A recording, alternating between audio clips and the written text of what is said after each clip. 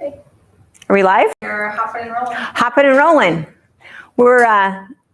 We're getting a couple things still set up just a little bit. We're a little nervous about all of the moving parts out here. So what we'll do is we'll kind of yak for just a minute. We'll show you, we're letting everybody find us and say hello and log on. So maybe what we'll do is we'll do I wish I could show you the contraption here, having the camera on the tripod on a chair and lots of cords everywhere, but we think this will work. So we'll kind of take you around the room just a little bit. So this is the way that we always do it when we do our 10, 20, 30 and our Christmas open house. We always have a lot of events this time of year. We do our Christmas open house, we do our Black Friday special, we do a deadline retreat, which is where everybody comes and brings all of their stuff in their pajamas and they stay for 3 or 4 nights and sew all of their Christmas gifts. And then we do this 10, 20, 30 class, which is 10 things that you can make in under 30 minutes for less than $20. And so, but intermixed in here is a bunch of our Christmas favorites, because we might have 45 new people every year that come to the class, but a lot of you guys are new to our channel and new to us. So we do have some of our fun, best ever Christmas specials that we've sort of thrown in here. But even with all of that, we really think that we can get this done in 90 minutes. We have a little timer going on. So we'll just show you the room a little bit. Brianna, people are saying hello. Yeah, this is log on. Oh, good. Oh, good. Deb's watching from the shop. Oh, Deb from the shop. Oh, yeah, Deb, you better take notes of all the things we're going to say that you're going to do for them. Oh, good. Joanne Gray. Oh, Joanne. Oh, good. Claudia. Oh, Claudia. Claudia came in the shop the other day. How's the knee? Looks. New knee. Is just. Oh. Yeah. And Linda Bryant Smith? Hope she's feeling good. Not feeling it yet. Nope. Okay. Well, keep saying hello to everybody. So we're just going to show you, those of you guys that are not local, where we are is, this is our event center. So we have the shop that we've had for 21 years in Ephrata, but in Soap Lake, which is 4 miles north, we have a retreat center. We've had this now for 4 years. We've slowly been adding to it for 4 years, and we have condos and bungalows in this great big huge 2,000 square foot event center. So if you come up here for a retreat, there's 56 lights in here with daylight, 100-watt daylight bulbs, a lot of windows that at the moment are blocked. And if you can see through the doors here, you can't really see because we had to change all of the light, but through the doors here, right across the street from us is the lake.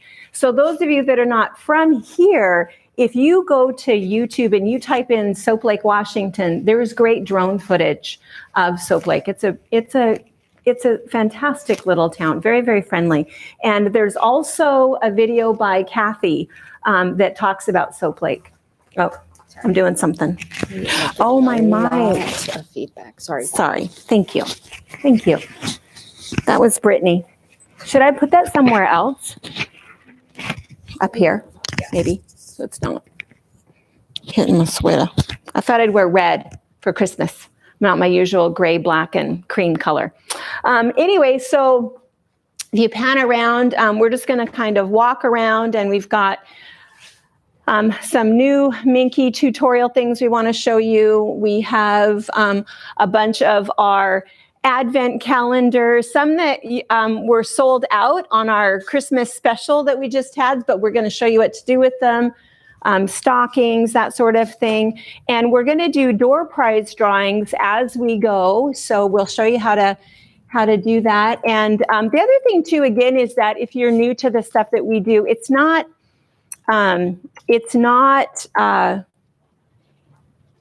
as much like a crafty thing. We are quilters. And so it really is about fabric, and it really is about making gifts that will be used throughout the years, time and time again. So it's not so much, I love those shows. What is it that you go to the dollar store and you spend $5 and then you can make these fun things. So, but this is not like that. This is very different. But anyway, we think that you'll learn a lot. And here's Brianna's little central hub. Hey guys. So you said hello. I'm seeing us here. Seeing us. All right. So Brianna's going to be over here is, we'll see.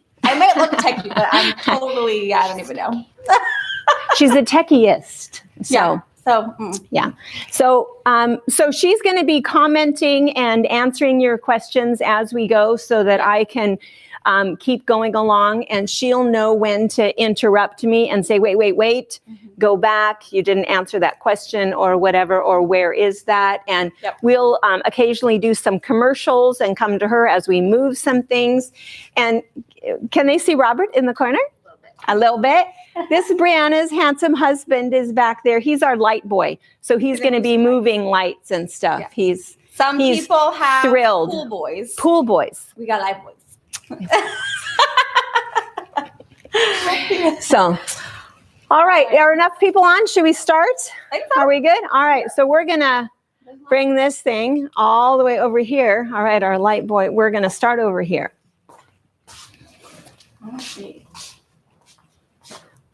Hang on, guys. Yes, it's going to be a ride. The other thing we'll do is we'll have different times where we will have just a teeny little break while we are moving things around just a little bit, but we'll try to keep you entertained the whole time. Robert's going to sing Christmas carols to you. Wow. No, he says he will no. string your house up with a whole lot of Christmas lights. Oh yeah, he likes that. He likes the Christmas lights. All right, so we're going to start. Let's see, do we need to move that so I'm not in the, I'll stand over here so I'm not in the light. All right, so we're going to start on this side. We kind of talk about this as we go, but first I'm just going to spend just 2 minutes talking about packaging your Christmas gifts.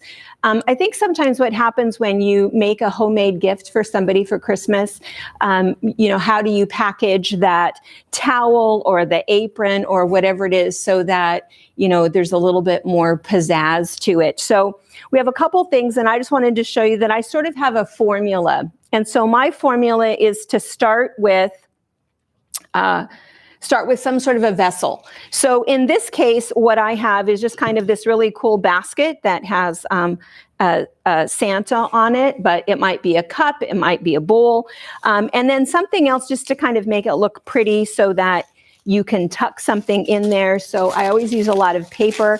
I also always like to have either sprigs of something or a ornament, and you'll see that there's a bit of a theme for an ornament as we go along and we're packaging things. And some people tell me that they wait until the end of the year and then they go in and they buy out the Christmas ornaments that are on sale. That has never worked for me because at the end of the year, there's nothing cute left. So I do exactly the opposite. I go in right away and buy the cutest ornaments and use those in the packaging. So I do it a little bit different, but I do like a kind of a cool ornament to go with it. And then the other thing, of course, that you need is ribbon. The best ribbon that I like is actually the stuff that you can get at Costco. It's pretty affordable and it's a really nice high quality ribbon. And then of course tags. And we have a couple different spots where we're going to show you kind of some cool options for making your own gift tags. And then once you have that, so like in this case, if what you've done is a hand embroidered towel, and that's your gift, because there's so many of us, I think, that do make gifts. And I think when you're, especially for an adult, most adults, you kind of go out and buy what you need anyway. And it's hard to get a gift for somebody when they don't really need anything. And so that's where personalized gifts, I think it's really nice if you know what they like, what their kitchen is, what their kitchen colors are, something else about them that you can make it kind of personal. So anyway, nice little hand embroidered towel. And then again, if you put the ornament on it, it makes it a really pretty little package. Same thing with this one. There's a little towel, or just tying it with just a really cute cookie cutter, again, makes it really cute. The other thing that you can do, these are just 88 cents at Walmart, and it's just a little whisk, and it holds all of your Hershey Kisses perfectly, so you can do that as well. The other thing is a coffee cup. If you have, again, a hand embroidered towel or a machine embroidered towel, if you find a matching cup, that's something else that works well. And then all you have to do with that when you've added that is if you add just a little bit of paper to that, and then again, some sort of a sprig or an ornament, something else that'll make it look kind of cute. This is, and I don't have this anywhere on the thing, but I'm just going to show you guys this. This is just one of those classics. We do have a pattern for this, but you barely need one. And this is just a pot holder. And of course, as long as you're using the Insulbrite in there, it's just a half a yard of fabric, 2 9-inch pieces, and then you're binding on there, and then you're good to go. Same thing with this one. If you know what you've made are these fantastic, cool chenille pot holders, you can do the same thing. Just fold that up, add a cookie mix and a big cookie cutter, and again, it's kind of a cute little package. Your vessel might even be a bowl, and so you can put in your homemade apron. You can add some hand knitted washcloths, add a soup mix, and then the other thing that I tend to add is the plastic. This is going to make a really horrible sound, but if you add this, this is inexpensive, and if you put it up there, all you have to do is just take your blow dryer to it and it'll shrink it just a little bit, make it kind of nice and tight. So you can make something nice and big or small. If the whole idea too is COVID has eaten into your Christmas budget, and maybe a lot of it is we're making gifts just because it can be more affordable. If you know how to knit or crochet, these are always popular. I love, love, love, love all of my hand knitted and hand crocheted washcloths. This is all I use because they last for forever. So if you can knit a square or crochet a square in any kind of a pattern, I think that the little cotton yarn is, gosh, do you think it's like $1? It's probably $1. Yeah, and I think you can make a couple of them with one hank. And then all you need to do is if you just have kind of a cool Christmas plate, you could just put a cookie cutter on that and wrap it up. Or I found these really cool napkins. You could put that on there. It makes it kind of a cute project. So let's see, we have our first, oh, well, wait, let me come back to here. The other thing too, in terms of a vessel, is maybe what the gift is the bag itself. And so this pattern is called the Trendy Tote. Super, super fast, and it stands up. So if somebody likes yarn, maybe they are a knitter, maybe they're a reader, it's just a nice little travel tote that kind of stands up, because the batting that's in here is, oh, Brianna, what's the name of it? Soft and stay batting. So it's kind of nice. And then again, same thing, you can just tie a ribbon, put a ornament on there, and you're good to go. Oh, the other thing too is another really good bag that you can use as a Christmas bag is, we have a video that went up, about a week ago, I think, and it's what do we call it? The easiest shopping bag ever. So you can search for that, and it's just sort of a nice option, either something to put in with your Christmas package or something to make as the vessel for holding your Christmas package. And then the other thing is that if you are a knitter, we wanted to mention this. We've been editing all day, taking things out because we knew we were not going to have enough time to talk about everything. And so we already have things started that we thought would work well for our Mother's Day gift palooza. And so, but I just want to mention quickly that if you like the idea of knitting these, there's another yarn, and it's called, Ooh, it's the scratchy one. it's the scratchy one. I can never remember the name of it. It's called, Brianna's going to look it up. Or maybe somebody will think of it. But it's a funny little scratchy yarn, and it's not the scratchy stuff that you use for your dish rags, but it's one that you use for your face. And so what happens is it's the same idea. You can go ahead. It's called scrubby yarn. Scrubby. It's called Scrubby. That's exactly. Did somebody say? Hard to remember. Yeah. Yeah. Scrubby. It's fantastic. So it's the same thing. And then when you do your face, it's like a loofah. So you can, what's it called when you take all the exfoliate. Your skin. So anyway, it's really, really nice. I have several of these. Throw them in the washer, throw them in the dryer. They wash up perfectly. So we have our first gift. And the way that we're doing our door prize drawings is we have a trivia question. And so the first person to accurately answer the question wins the prize. And so what our prize is, first of all, I'll tell you what the prize is. And this is Soap Lake soap. So since we're in Soap Lake and we love Soap Lake, and maybe this will go to somebody from farther away, but what we have is Soap Lake soap, and this is cranberry scented, and then a little scrubby that I made, this one. And so we have this, and it's going to go to the person who accurately answers, what is the #1 most viewed movie? Christmas movie. Christmas movie. Yeah, the #1 in the #1. States. #1 in the United States. Yeah, we should say that. The #1 most viewed Christmas movie in the United States. While we're waiting for that answer. It's a Wonderful Life. Melanie L. That was fast. Yes. Melanie got it. Oh, look at you guys. Oh, they're so good. They all got They all got it.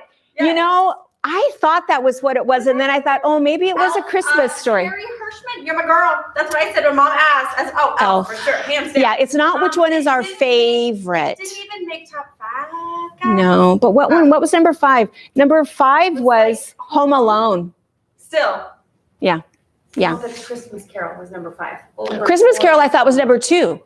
Muppets Christmas Carol. Muppets Christmas Carol was #2. That's just wrong. All right, Brianna, put the name on the winner. And then Brianna's going to get your address. And we're going to move around here a little bit. We're going to come over here where we're going to start.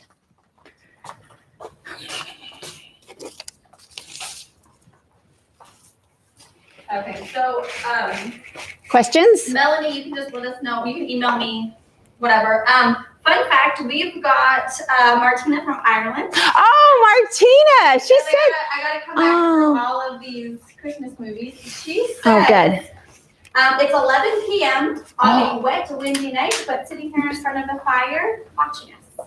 Oh. Someone from Thebes of Greece.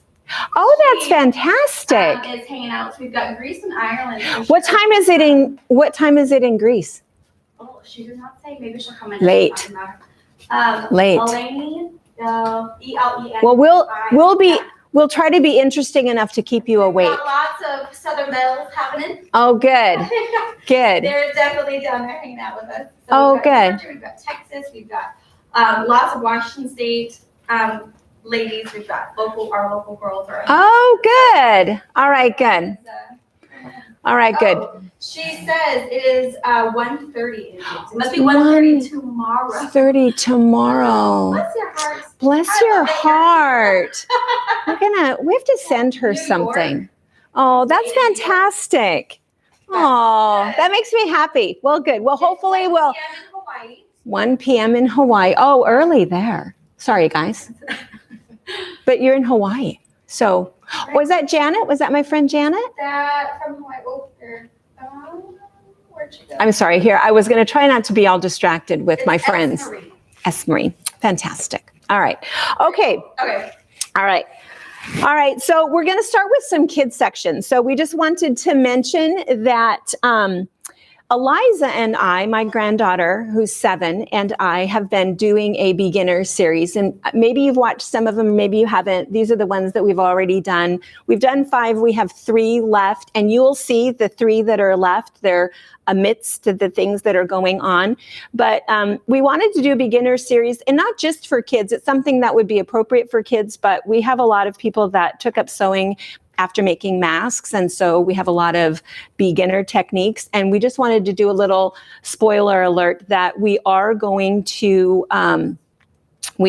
start the series again in January. So we have 8 projects through this series, and then we're going to start with 8 new projects starting in January. So that'll be kind of fun. But there's a lot of people that do sew with their grandkids. And so we have a couple different things that are sort of fun that we just wanted to mention that were fun things that you could either gift to them for them to be able to make, or you could help them make for somebody else as a gift. So one thing we like to mention is there's a lot of different black and white fabric that's easy to color. And so this is one, and gosh, what do you think, Brianna? We must have probably 5 or 6 online that are similar to this. And in fact, one of the specials that we did on the 12 Days of Christmas was actually a pillowcase panel that you could color. And so what's nice about that is that you can go ahead and color these. And what we did is we packaged some where we put some fabric in there, some appropriate fabric markers that are not going to bleed. They don't wash off. They are washable, dryable. They're absolutely permanent with no bleeding. And then this little pattern. And so what will happen is this one was not colored. We sewed it before we had a chance to color it. But anyway, it'll end up being something like this. But what happens with that pattern, is that you can make, there's 6 different sizes in there. So you can make anything you want or multiples. This is one for little tissues because, you know, of course we need all of that stuff now. So anyway, you can make any size you want. You can do just the pattern if you'd like that, but we did put some kits together for you. The other thing is that if you are somebody who has an embroidery machine, what you can do is there's probably lots of different designs on your embroidery machine where you could just do a quick little embroidered block and have that ready to go again for somebody just to go ahead and color and turn into a pin cushion if you wanted to, or if they wanted to, or maybe a little mug rug of some sort. One thing that I would mention is that if you are not using fabric markers, if you've decided to use crayons or colored pencils, if you want to make it permanent, what you want to use is this, and I'll put this down so she can get a good shot of it, but it's called Textile Medium. We sell it in this large one or in a smaller 2 ounce, and all you have to do is you take off the lid, you dip your paintbrush in it, and you just brush it over the top of it, just over the top of what you have colored. And then what happens is it has turned that into basically like fabric ink, and it doesn't change the look of it at all. It doesn't make it shiny. It doesn't make it stiff. It doesn't do anything. It just makes sure that your crayons and your colored pencils do not wash out. So Textile Medium is something that you need. And the other thing too is that we've done different projects over the years where if you take your little Delta cream coat, just those little 88-cent paints, if you mix let's see, I think it's, I always get it backwards. It's either 1 part paint and 2 parts of this, I should put my glasses on, or 1 part of this and 2 parts paint. It tells you right on there, mix it on a paper plate, and then it turns that Delta cream coat, just that inexpensive acrylic paint, into fabric paint. And so if you do want to, we've done outside pillows and we've done different things using this. So it's really good stuff, totally washable, absolutely permanent. The other thing that we put together, these were kind of fun. We just did these as a quick little thing just for Christmas. And I don't have Eliza's here to show you. I apologize for that. But what we wanted to do was we wanted to do some fun little embroidery stuff. You'll see this again when you see our embroidery class that we're doing. So this is just a simple little embroidery if somebody, you know, maybe younger wants to do something kind of fast. But what there is in here is there's a couple pieces of cardstock. And so this could end up being a Christmas card. It could end up being an ornament. You could do a couple different things with it. There's a size 18 tapestry needle in here and some floss, and then this little sheet is in there to show you different ways that you can go ahead and stitch your Christmas tree if you'd like to. And then there's also an extra sheet in there so that you can print off more if you'd like to. So just for something kind of fun, if somebody maybe doesn't have the dexterity to be able to really do hand embroidery, but they kind of want to do a little project in anyway, it makes it kind of easy. And then these are just kind of a classic. These are fun things. We do these a lot. And we just wanted to show you that there's some fun little secrets and things that you can do. So these are just basic Sharpie permanent markers. Nothing weird, nothing fancy. They don't have to be fabric markers. And all you have to do is if you just get a couple of them, and you can use dollar store plates, but Walmart and Target, they have a little better quality for $1.50. So it doesn't have to be dollar store. You can get some nice white plates, and then all you have to do is just draw something on there. You could be all kinds of crazy using every color you want. You could do something kind of simple. You could use multiple colors. You could have a little contest, have each of the kids design something. You could do it on a plate, or you could do it on a mug if you'd like to. Anything where you have kind of a blank canvas that's kind of fun. Well, here's the trick to it. If you don't like what you did, acetone takes it off. So all you need is just a little cotton ball, put it on your acetone, wash that, wipe that off, and then wash and dry the plate and start over. And then as soon as you have it the way that you'd like it, you just bake it. Put it in the oven at 300 degrees for 20 minutes. And then this little permanent marker will be absolutely permanent. It will not come off. It doesn't wash off. It's totally dishwasher safe. So kind of a fun thing to do. You can also do it on clear plates if you'd like to, but you can see it has a little different look if you do it to a clear plate. This one has some silver and gold that we did. You could also do like a vase if you'd like to do that.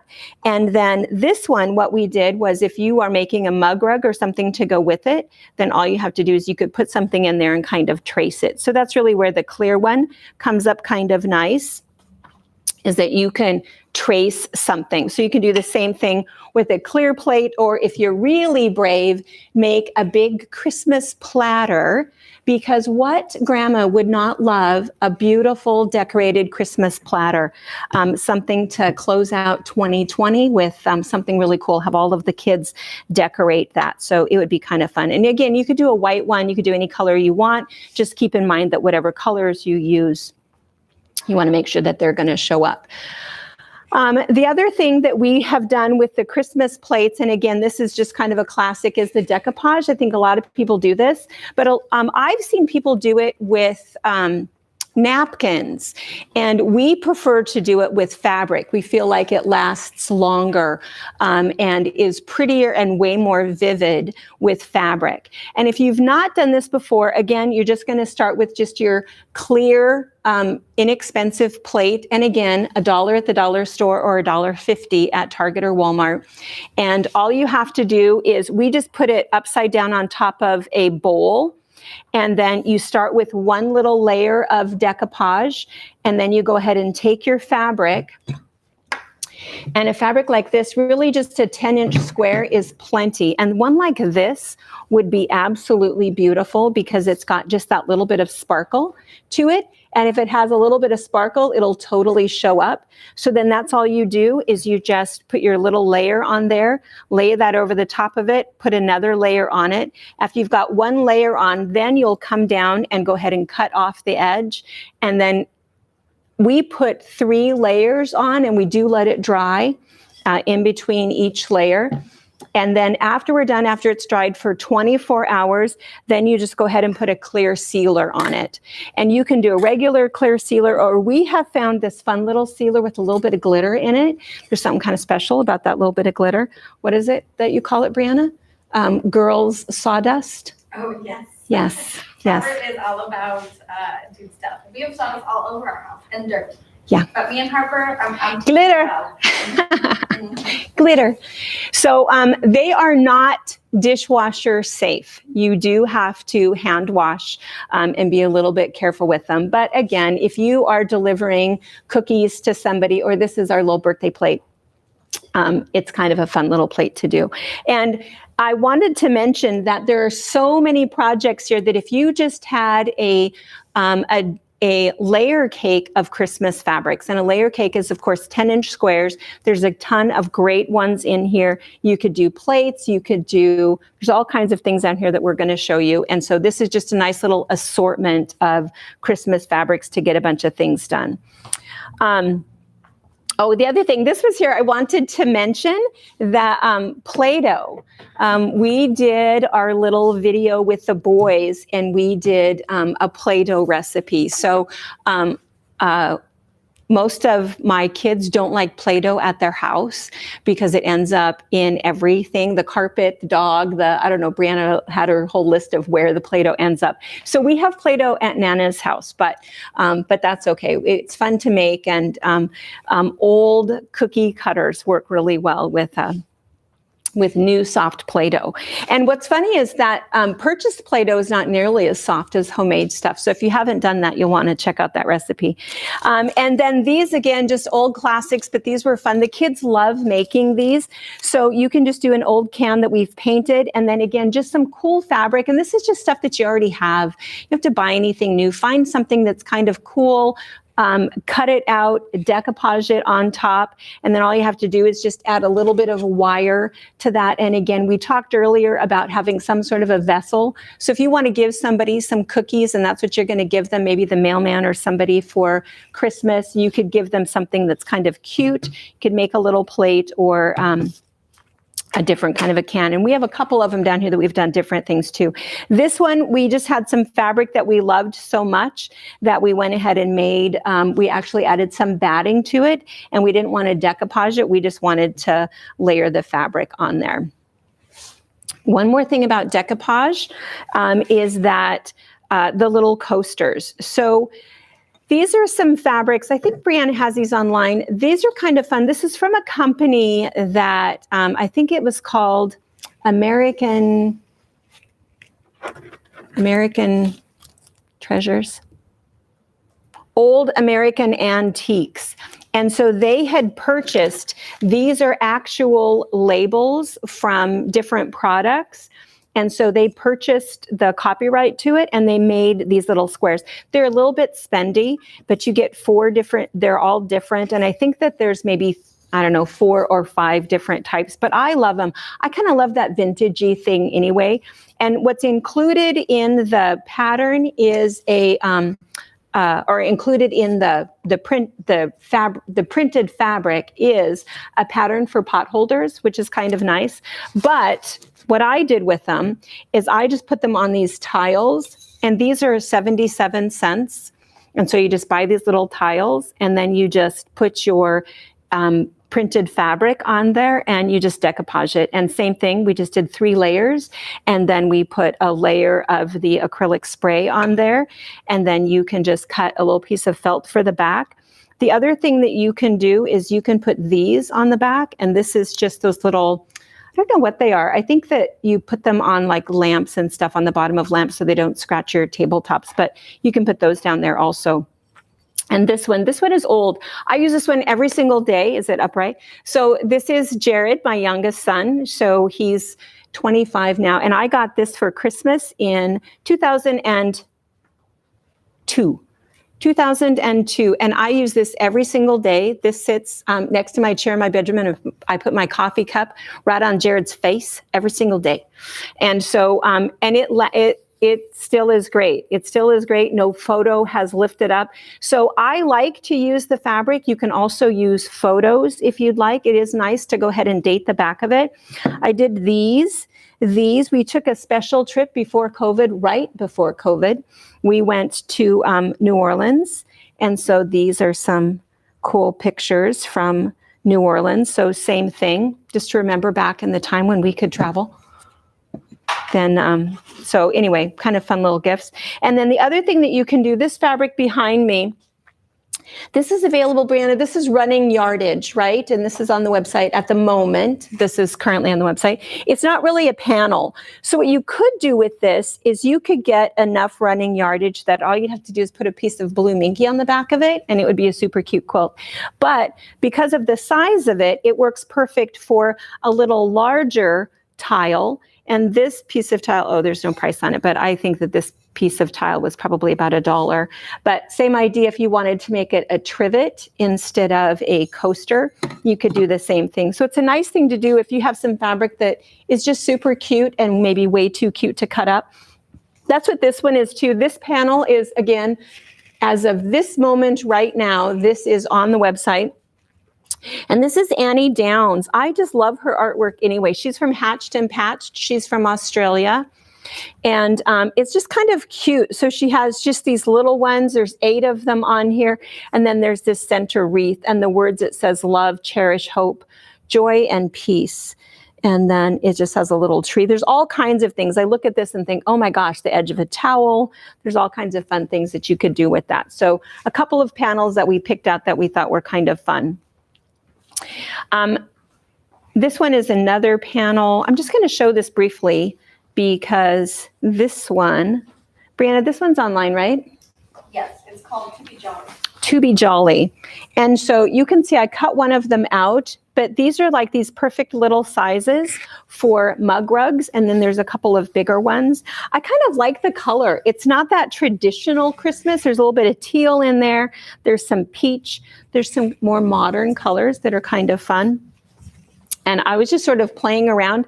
I went and got these for the back of my coaster, and I ended up with these great big huge ones. And I thought, well, what would you do with that? And then I thought, oh, it's exactly the right size. So what I did was when you peel this off, this is really sticky. And so I took one of those and then I just wrapped it around and it stuck. And then I stuck it to another one. And so you just have this, 2 minutes, and for about, 50 cents, just this cool little mug rug. So I don't know, I thought it was just sort of goofy, but I like the fabric, and there was other things that I was planning on doing with that. All right, so let's see, let's do another door prize drawing. What should we draw for? I'm going to draw for these. All right, I'm going to draw for, we're going to start our little kitchen section. And so we have 2 of our, I'm going to do a cookbook because I feel like we've drawn for this a couple times before. I'm going to do a cookbook. We specifically ordered this cookbook for this time of year because there's different things that we'll end up making, whether it's oven mitts, microwavable bowls, there's towels, mug rugs, all kinds of things down there. It's always kind of fun just to throw a cookbook. There's something about quilters that we like, quilting magazines and quilting books and cookbooks. So anyway, this one we thought looked really good. There's a lot of really good information in here, and it's wholesome food. So it's all real food. There's no packaged anything in there. So we'll throw in this cookbook. And the question is everybody ready? Brianna, are you ready? We'll see if you know the answer to this. Don't say it out loud. According to Buddy the Elf, what are the 4 basic food groups? That's going to go fast. Oh, They're thinking. They're thinking. They're thinking. If it'll stay up. Oh, Peggy McAddy. Peggy McAddy. Candy corn and syrup. That's right. Peggy? Candy? We're best friends. Yeah. Candy canes, candy corns, and syrup. Or syrup. That's right. All right. Robert, will you take this over to Brianna? And she'll get her information and we'll mail this cookbook. We ended up, I think we ordered like a dozen of these. So we have a few on the website and you can add this. It's kind of a cool book. So anyway, we liked it. So some of the things that we have, you guys have probably seen this before. We've mentioned it before, but this is the Hot Stuff Oven Mitt. So what this is that Teflon. So it withstands what? I interrupt for just like 2 seconds. Yeah. I have a couple people wanting to watch us and shop at the same time, but they missed my other video of how to do a split screen. Oh, let's do that. So I'm going to take my mic off for a second. Oh, I don't think you should take your mic off. Uh-oh. Oh, I'll pick her up. You can pick her up? Let me just lean in. Okay. I don't know. Oh, can you see it? Yes. So if you guys are trying to watch us and shop at the same time, down at the bottom of your keyboard, I don't know if you can see us, there's a little 4-pane window pane right here. So there's a control, an FN function key, and a 4-pane window. Hit that and an arrow key on the screen you want to do, and it will move one screen to the left or to the right. and then bring up another web page, maybe our fabricpatch.net, and click that. Yes. And then click your windows and the other arrow key at the same time. So I'm going to show you that real quick. Can you see it? So I'm going to do the window pane key on the left hand of my keyboard, and at the same time hit an arrow, and it plops out to the other side. And then I'm going to open up another window, and I'm going to click it, do a window pane, and my left arrow, and ba-bam. Ba-bam. And That's now a it's technical term. Yeah, it's a techie term. Oh, now watch. Now I have a screen issue. Oh, wait, we're gonna get Brittany's like, oh, I IT know is what you coming did. in. Oh, I have to hit on the big button. So yeah, so you can shop here and watch us here. So you don't miss anything. So you don't miss anything. So, all right, there you is. Or if you're like me and you just watch the YouTube on the television, you have your iPad in front of you. That's like all we watch anymore is YouTube. I love YouTube. I love watching normal people do normal things. Okay, are we good? You the hot silicone goodness. Hot silicone goodness. It's not silicone. Is it silicone? It is silicone. It's silicone. Okay. Yeah, it's silicone. So it withstands temperatures of 500 degrees, which, what are you taking out of your oven that's more than that? Nothing. So anyway, it's hot. It's clear. And so what's nice about that is you can choose what fabric goes inside of there, because what's happened is all these years that we have made oven mitts only to find out that we've burnt them, we've stained them, bad things have happened to them. So this is a way to make them look the way that they have always looked from the very beginning. So for this one that we made, we used chicken wings. There's chicken wings, and then there's a little bacon cuff down here. So it's kind of fun. So we did, and the directions are really simple. It's kind of crazy. It's weird that you can sew right through that silicone, and they work great. And so the way that they come is, this one is the pattern, all of the directions, and one silicone mitt for $18, right? Yeah. And then the refill is $9. And then that is just this. You don't get any directions or anything. You just get this. And then the other thing that she has come up with is a little trivet. So the same idea. You can see that it's the same idea. It's just a nice little smaller one, and there's a large one or a smaller one. And maybe I should open these up so you can see how big is the small and how big is the large. This one, I think, is the large. And then it's a funny thing, because what happened with this gal, we saw her at market, thought it was the smartest thing that we'd ever seen, got these. This one is the large. And then where were we? We went to the next, was it the next year that we were at market, or? Well, we took Harper with us. When we took Harper with us, yeah. And we met this other guy. Hold on, wait for it. This one is the small, this one is the large. So the small is still fine, but if you've got a big casserole dish, you'd want the large one. And these do come, same thing. There's either directions or just refills. But what happened is we saw these. We went and, what was the guy's name? Harper liked him. It was something about 2 lumps of sugar. Harper is not a man's person, as you guys probably know, but she is not very affectionate and not to men. She doesn't, and no strangers at all. She thought he was fat. Would sit on his lap. Yeah, giggled. Would play. It was super weird. It was super weird. We let her do it. Oh no, he was an older guy, super nice. Yeah, he was a papa. Sweet. Yeah. He sold these. And what was kind of funny, and they're already all done. And so we looked at him and said, oh my gosh, where do you get these? Because we met this other gal. And he says, oh, no, I know the other gal. She buys the outsides from him. So anyway, kind of a fun little thing. So these little outsides, that's what Around the Bobbin buys to put in hers. So they're the same thing. Or if you just want one already done, these are like $20. So they're kind of fun. We don't have very many, but there are, there's 6 different styles. So there's kind of a fun one. This one is like 1950s baking, which is kind of fun. There is a couple that are for your RV. And then there's even a dude one. It's got beer and barbecue and stuff on it. And then we have a couple. We have 3 different styles where we have the sets. We don't have just the aprons, but if you want the sets, these are the 3 that we, again, at this moment on the website, this is what we have in stock. So there's red, or there's this kind of chef one, or this is the beer one. So, and these are, it's $39, right? Yeah, $39 for the set.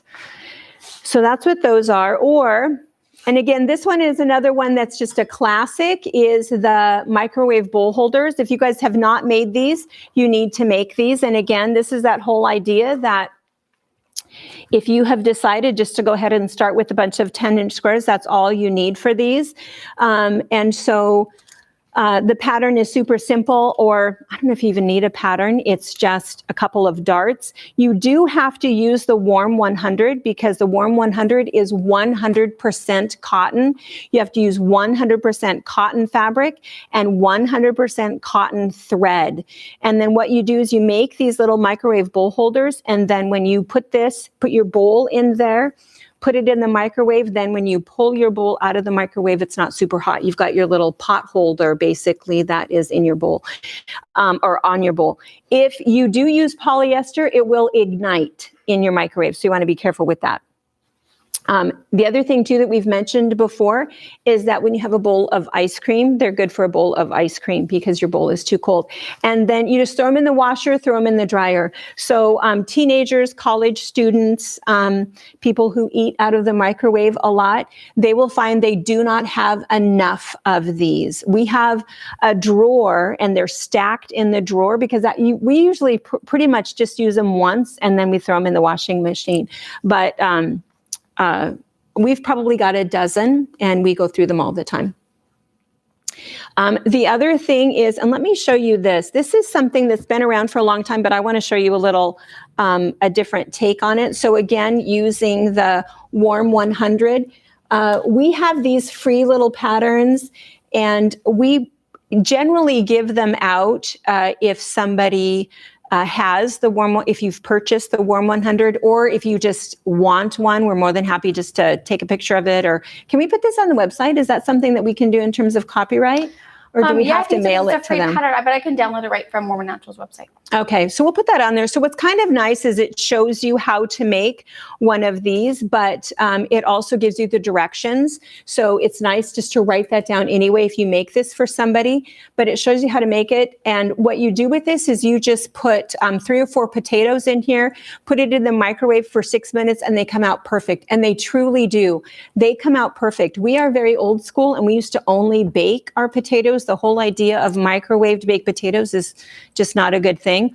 But this makes it exactly right. It kind of steams them just right in there. It cooks them uniformly so you don't have raw spots and hot spots. So it works really well. But I just want to show you a little trick and something that I've been doing just because we go through a lot of these. It's the same thing. If one is dirty and it's still in the laundry, we have a couple of them and we give them out a lot. So this is just 1/3 of a yard of fabric. So it's 1/3 of a yard of course, the potato fabric. And then this is the Warm 100 and it's the 12 inches wide by 20 inches. And then all you do is you're just going to fold it right sides together. And then you already have the fold down here at the bottom. So just go ahead and sew up both sides. Sew in just a little bit just to give yourself enough turning room. Turn it right side out. Stitch that top closed and then fold it up and fold it down and then sew down your sides and then you're good to go. It's a little different shape, but it's way more use of your fabric and you don't have to cut anything. It's just 1/3 of a cut, 1/3 of a yard cut, and then you can still put 5 potatoes in there and it works really well. So anyway, we make those all the time. Again, Warm 100. The other batting that you probably need to have on hand this time of year is the Insulbrite. You've heard it crinkling in some of the other things that we've made because Insulbrite, it has that little insulation barrier in there. It's almost like It's almost like it feels like tin foil, but that's not what it is. And it makes sure that it really works so that the surface beneath is not burnt and doesn't melt. And you don't want, people ask all the time, well, if I don't have that, can I use polyester? Well, no, polyester will melt and flatten, and cotton will conduct. And so cotton will also not work. So you do need to use Insulbrite to make sure that your pot holders and oven mitts work properly. All right, let's see. Down here, what do we have? I'm not sure. Oh, I know. So down here, so this is just another one of the mugs that we've decorated. But mug rugs, I just want to talk about mug rugs for a second. I'm going to tip these down so that I don't knock them down.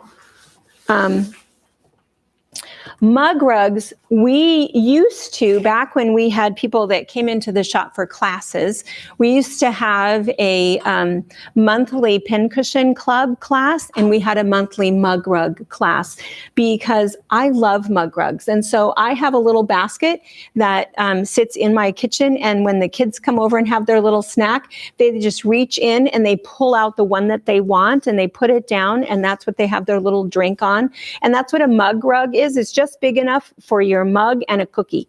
So it's a little bigger than a coaster. And so they're kind of fun, and you can see some of the ones that we've done, you know, some of the different monthly featured ones. Way smaller, obviously, than a placemat, and way more fun. So if you do machine embroidery, Kimberbell, I think, are they out with number 4 now? I think they are number 4. Mm-hmm. Yeah, they have fun. They're just cute ones. Yeah, really cute ones. This one, you can do them as simple. I don't know. This pattern probably isn't still available, but you can make them as easy or as difficult as you'd like to. This one is kind of a new one, and we have some kits of this one with the pattern. And what we like to use is this stuff. Brianna, this is online, right? We ask all the time if things are online, because it used to be that mostly people came in the store, and now that people are mostly shopping online for curbside pickup or to be shipped, we just have to make sure that everything is migrated over. So what these are is, this is a fusible little piece of batting that's a little bit stiffer. So it really makes a really nice mug rug. It just gives it a little bit more firm texture, and you feel like it's just a little bit more substantial, which is kind of fun. So I like these because you can put down everything, fuse it all down. And then the other thing that I like to do is just bring my backing around to the front and make that my binding, and it makes it kind of simple. So these are easy. And in this year's kit, we do have one of these in there, so that if you've not used these before, you have your pattern and all of the drawings in there to be able to make that. This one is a free download, right, Brianna? Yes. Do you have this one on there? Yep, I'll put the link in the comments for you guys. She's going to put the link in the comments. And this one I think is called Santa Mug Suit, I think. It's just a couple little fabrics. That's not a button. That's just a little piece of yellow that is fused on. And then the buttons, you could use regular buttons, but of course we just liked the idea of the bells. And then what holds it on is just a little bit of elastic and some buttons on the side. And so that's just a free little pattern. And again, the whole idea of packaging, you can package your mug rug in with a matching mug. This is actually a mug box. And then again, it's always nice even just to add a little recipe or something else with that, or some other kind of a snack, something else that could be hot cocoa, or something that you would dip into hot cocoa, which would be kind of fun. And the other thing we just wanted to mention is that if you really like doing mug rugs, if you get addicted to them like I have, we have a tutorial, a binding tutorial, and I think we go over 7 different ways to do binding. These were the projects that we did in there. So there's traditional binding, and then there's the piped binding is in there. We show you the measurement, what to cut for that. And then also if you're bringing the backing over, that little goalpost thing, some of you guys have looked for that, that's in the binding tutorial. And so you can find that, because whether you're doing it for a mug rug or for a quilt, a quilt, you'll be able to do that. So let's see. Let's talk about, I have a little crash going on here.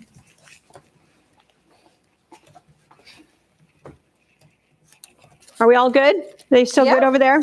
We're good. All right. Time for another door prize already. That's good. Am I talking too fast?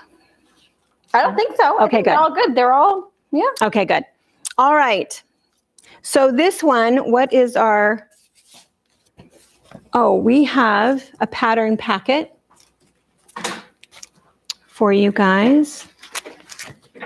So for this one, we have 4 patterns. It's the Mittens pattern, which we'll talk about in a second.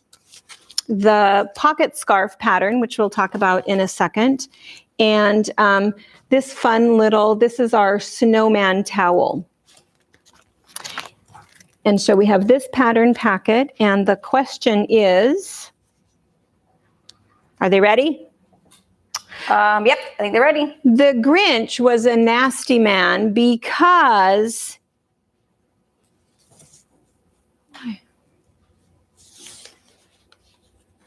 Oh, I gotta find my answer for you here. Brianna doesn't know the answer? Oh yeah, I do know that. Oh yes, you know that. Because he's Gene Patterson. His heart was too small. His heart was 2 times too small. Yeah, that's right. Gene Patterson. That's a local person. Fantastic. Gene, you might already have these patterns. If Gene already has these patterns, then we can do some finagling.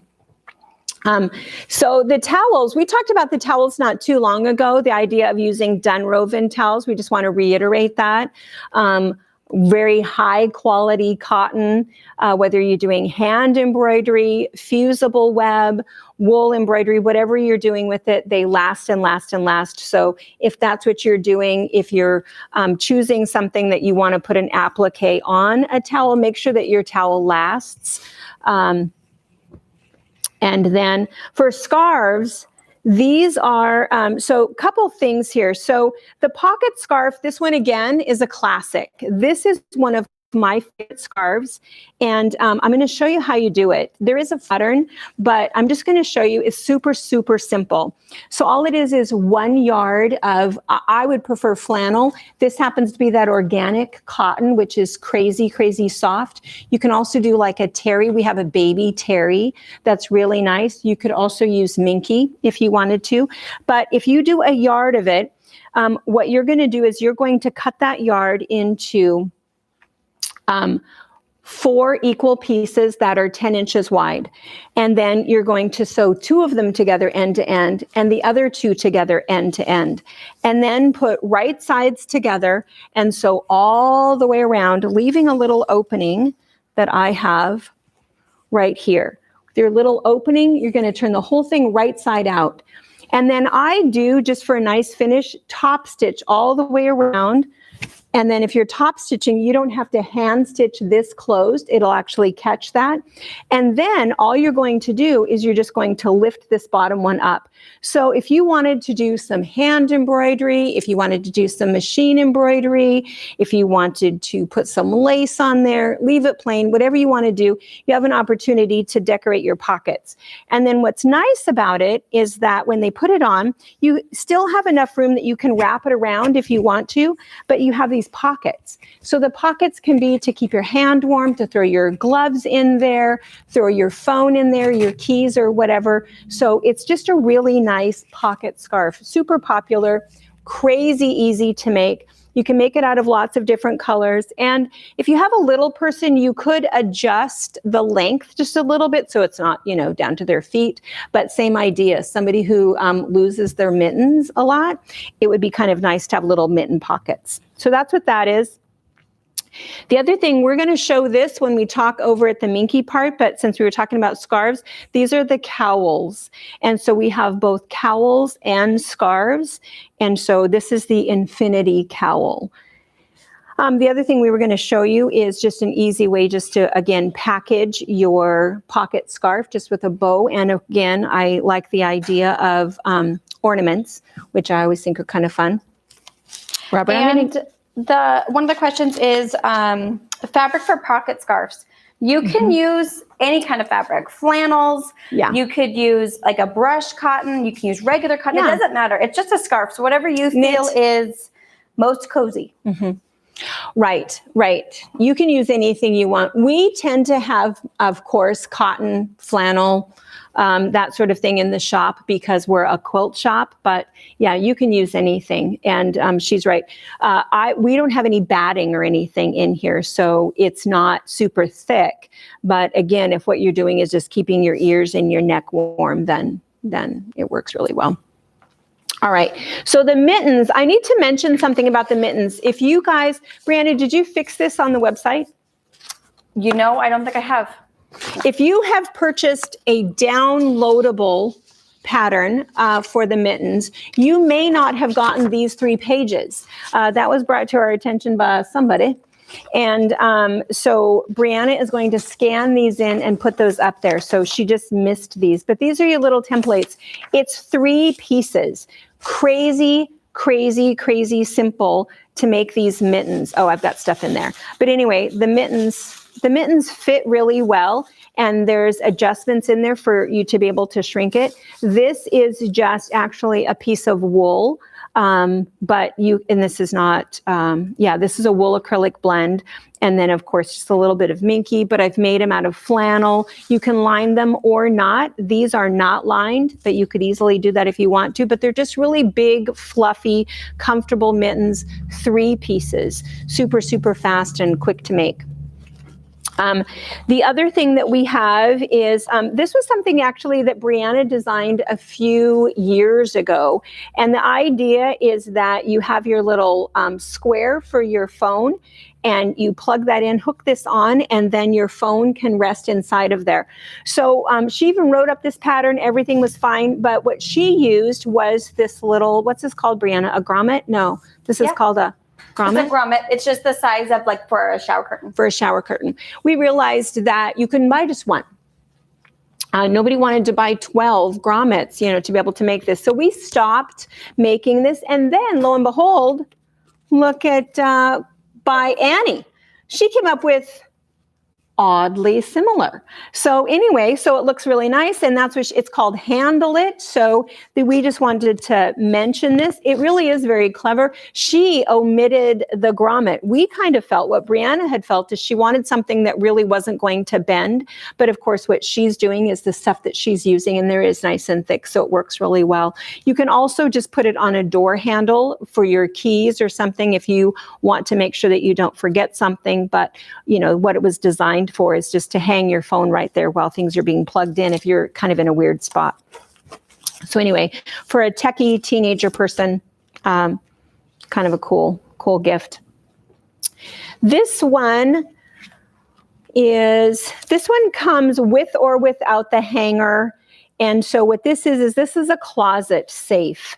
And so what was fun about this is that we were making this thinking that if you have a bride, maybe in the future that maybe they're starting to plan different things and they have jewelry that they've picked out. If you have some sort of a very specific ensemble, then you can go ahead and put jewelry. You can put different things in there, keep everything all together, maybe under things, something else that goes with it. And then the dress just hangs right on the hanger. But the other idea is that if you're traveling and you want to keep things kind of safe, or just in your closet, it's just a little closet safe. So this one was made with a lining just to make it kind of cute, so that again, if you are making it for a bride and you wanted to just add just that little bit of lace.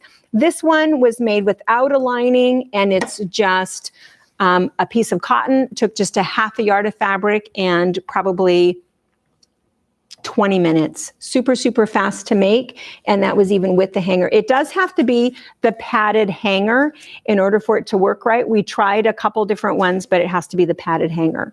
So that's the closet safe. And then we were featuring this panel. This panel The fabric line is called Chill. And this is mochi linen from Moda. And then there's also some cotton pieces that go with it. So don't feel like you're in the wrong spot if you're at the website and you're looking at that pretty blue stuff. I think Brianna, we still have some layer cakes even of Chill, don't we? Yes. Maybe. And the Chill, the collection looks nothing like the linen. No, it's weird. It's blue. Yeah, it's weird that But I love the linen. Yeah. And you'll notice we only, I think, got the pre-cuts of the Chill because we loved the linen more. Yeah. The linen is fantastic. And so there's 2 different panels, and it really is linen. So what is the price per yard? $14.99? Yes. Yeah, it's linen. And somebody asked a while back, well, does the linen wash well? Linen washes really well. That's why your linen blazers and your linen shirts are so much more expensive than cotton. It will last and last and last for forever. It's a little bit heavier, a little bit more luscious, but it washes beautifully. Comes out of the dryer super, super, super soft. So there's these 2 printed panels. They're both a little bit different, but they're just adorable. I don't know if you can see down here, this says, we are like a snowflake, all different in our own beautiful way. This one says, snowflakes are blessings from heaven, kisses from heaven. And if kisses were a snowflake, I'd give you a blizzard. That's really cute. You can't see this one very well, but this one says, what a wonderful world. And this is gold. And it's not sparkly gold, but it's gold. It's sparkly, but not overdone. Anyway, we wanted to make something out of this. If you've been in my house or you've seen different images from my house when we're filming in there, this is just my aesthetic. It's cream, white, and black, maybe a little bit of gray. And so anyway, I just love this. And so what we did was we picked some of the other linen pieces to go with it. And then this is Chill. This is the gold that is in their line. And maybe I should lay some of these down a little bit for a second so that you can see these. And so what we did was we did this little quilt, and we decided to call it 2 bits because it's 2.5-inch squares. And so we are going to do a class with this because we want to show you kind of some fun things that you can do with your squares and your weird shaped panels. But that class isn't going to be until January. So during that class, and I think we even put the date on there. I think we even made a specific date. The pattern will be available. Oh, wait, we have a hand up. Oh, I was just telling you it's 4 o'clock. Oh, okay. Oh, 1 hour. Oh, okay, we're good.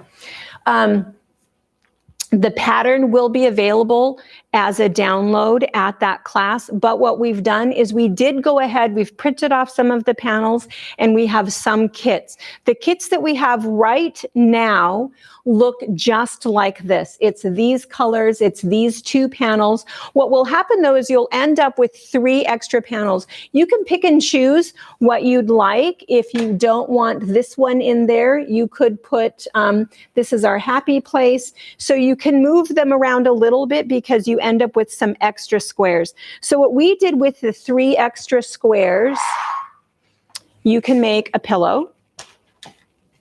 You can make a decoupage plate. And what I did with this, again, I don't know what my thing was with decoupage this year, but once you get it out and, what I did was I just took some of that foam core board and I took my little square and I wrapped it over and I just put the decoupage on the back of it. I didn't actually decoupage this. I didn't feel like I needed to, but I just used it as glue. And then I have this little frame, and then I'm going, and I just haven't done it yet because I wanted to show you how I did it. And so that's all I did. And I'm just going to hot glue it down, and I'll probably put some little sprig of something on there, but I just thought that it was really clever. And you could do that with any one of your leftover extra blocks if you wanted to. And this, I bought this a while back, but I know that I got it at Walmart, and I'll bet I didn't pay more than $5 for it. Or if you have somebody in your life that does stuff with wood, maybe you could have something similar to that they could make. All right. Oh, here's one of the kits. So yeah, this is what they look like. It just doesn't have the pattern in it, but it comes with the pattern. So you're good there. Let's see. Let's talk about, and then the toweling. Again, we wanted to show you, we're going to show you a project here in a second with the toweling, Modus toweling, but it does come in a variety of colors. I had some down there, some here. And at the moment, I think that we've got, what do you think, Brianna? We've probably got 20 different ones at the moment. We've been finding all kinds of fun projects to make with it. So we wanted to talk about hand embroidery. So hand embroidery, this time of year, it has a little bit of a resurgence just because it's cold outside and people are not outside doing anything. They're sitting in on the couch, and so it gives you something to do while you're watching It's a Wonderful Life or Elf or whatever. So again, Eliza is doing a project, and I think this is the one that is airing on December 22nd. This is our last one, and it's this little Be Kind. And so we show you how to go ahead and make it flat or do a little box bottom and turn it into a little pillow if you'd like to do that. And so if you did have other projects that you were doing, again, you could do something where you're doing a little wall hanging. Something that was kind of cool, and we got those for this year, are these little, it's a little tag. And so the idea is that you just do your little embroidery, wrap it around that, pop it back into there, and then you just put a felt back on the back of it.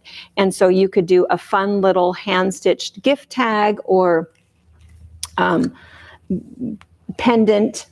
In fact, I think that's what they call it, is a pendant blank. It comes with 3 of them. The other thing too is that if you're just doing some fun little embroidery, you can do an embroidered ornament. And again, if you're just going to bring your backing around to the front, it's just really easy to finish off. Or again, you can put them on towels.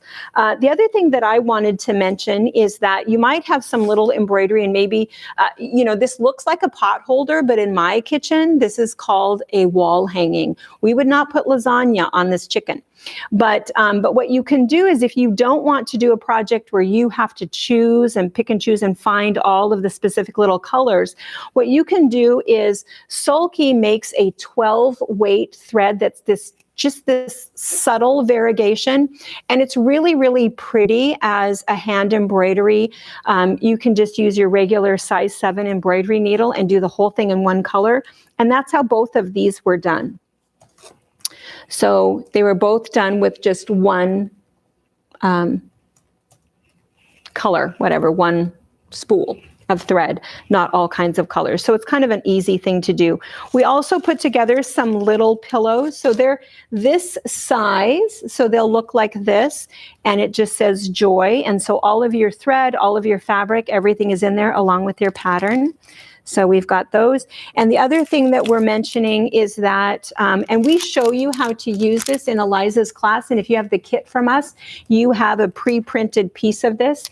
But this stuff, you put it in your printer, and it'll print off whatever your image is, and it's sticky. You peel off the back and you stick it down, stitch through it, and then add just a little bit of water, and it dissolves. And so it's kind of nice because then you don't have to trace. I don't know if you can even see this with the light in your camera. No, just Brittany's shaking her head. An intricate traced design, and you don't have to worry about that. Just photocopy. And that's why it's 8.5 by 11.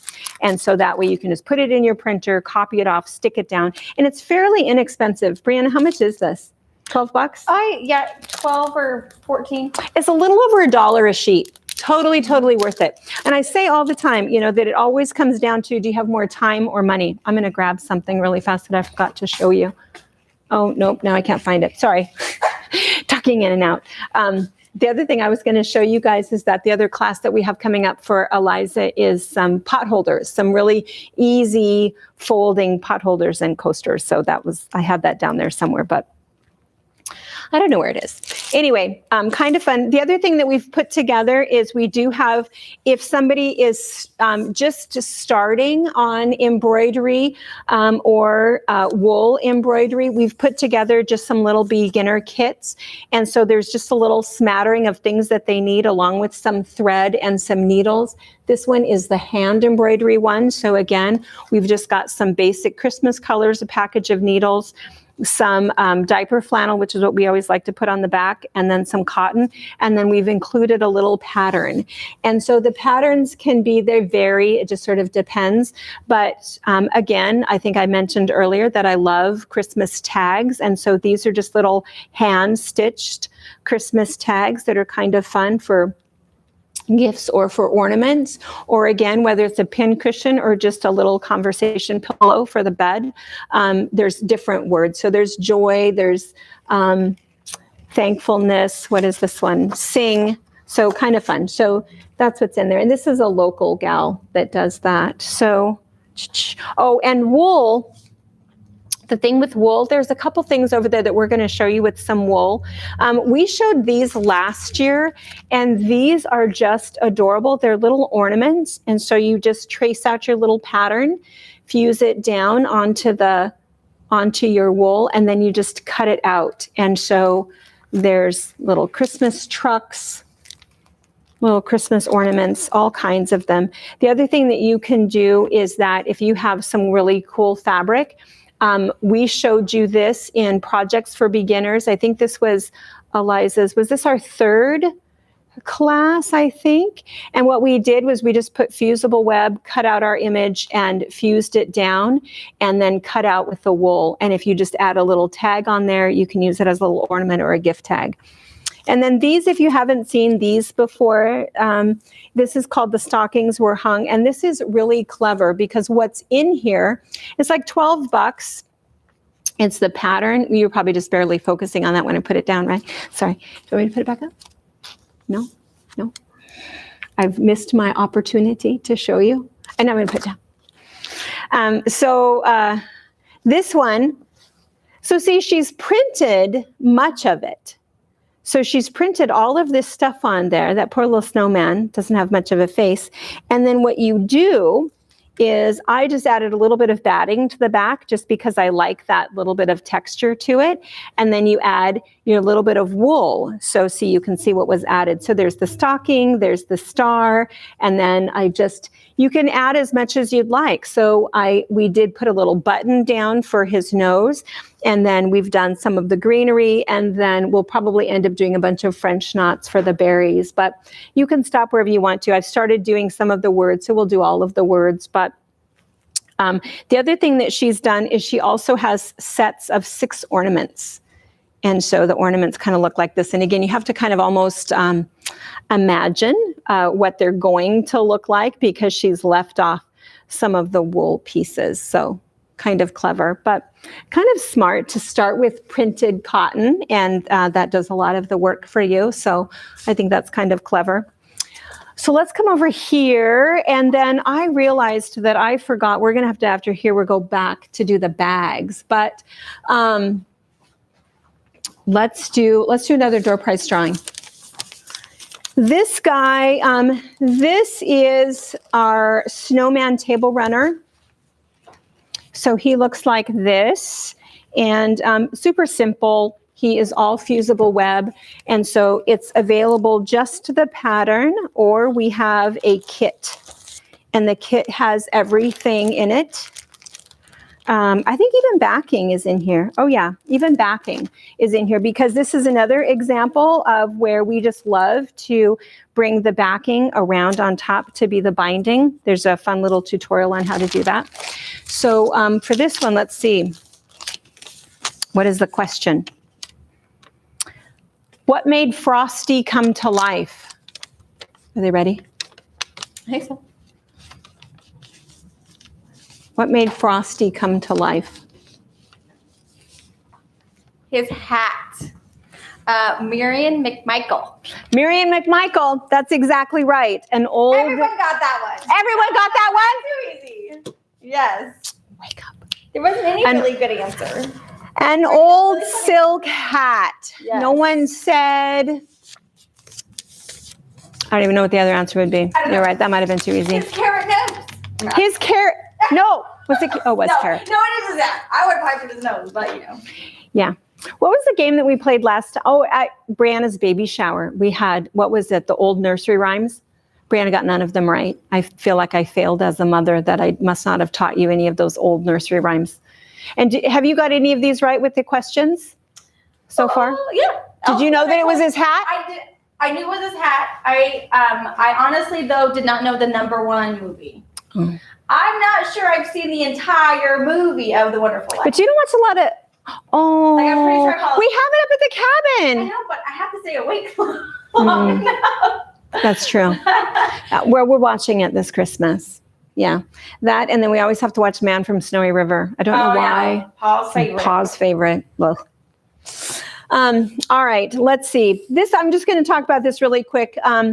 Table runners, always a big thing. It seems like this year, the people that have come into the store, everybody is making aprons and table runners. Those are the two big things. So lots of options with table runners. This pattern is one of Deb Snyder's patterns. She's a local gal. It's super cute, looks cute from whichever side.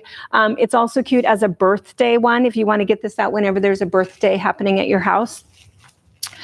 In the future when birthday parties are allowed.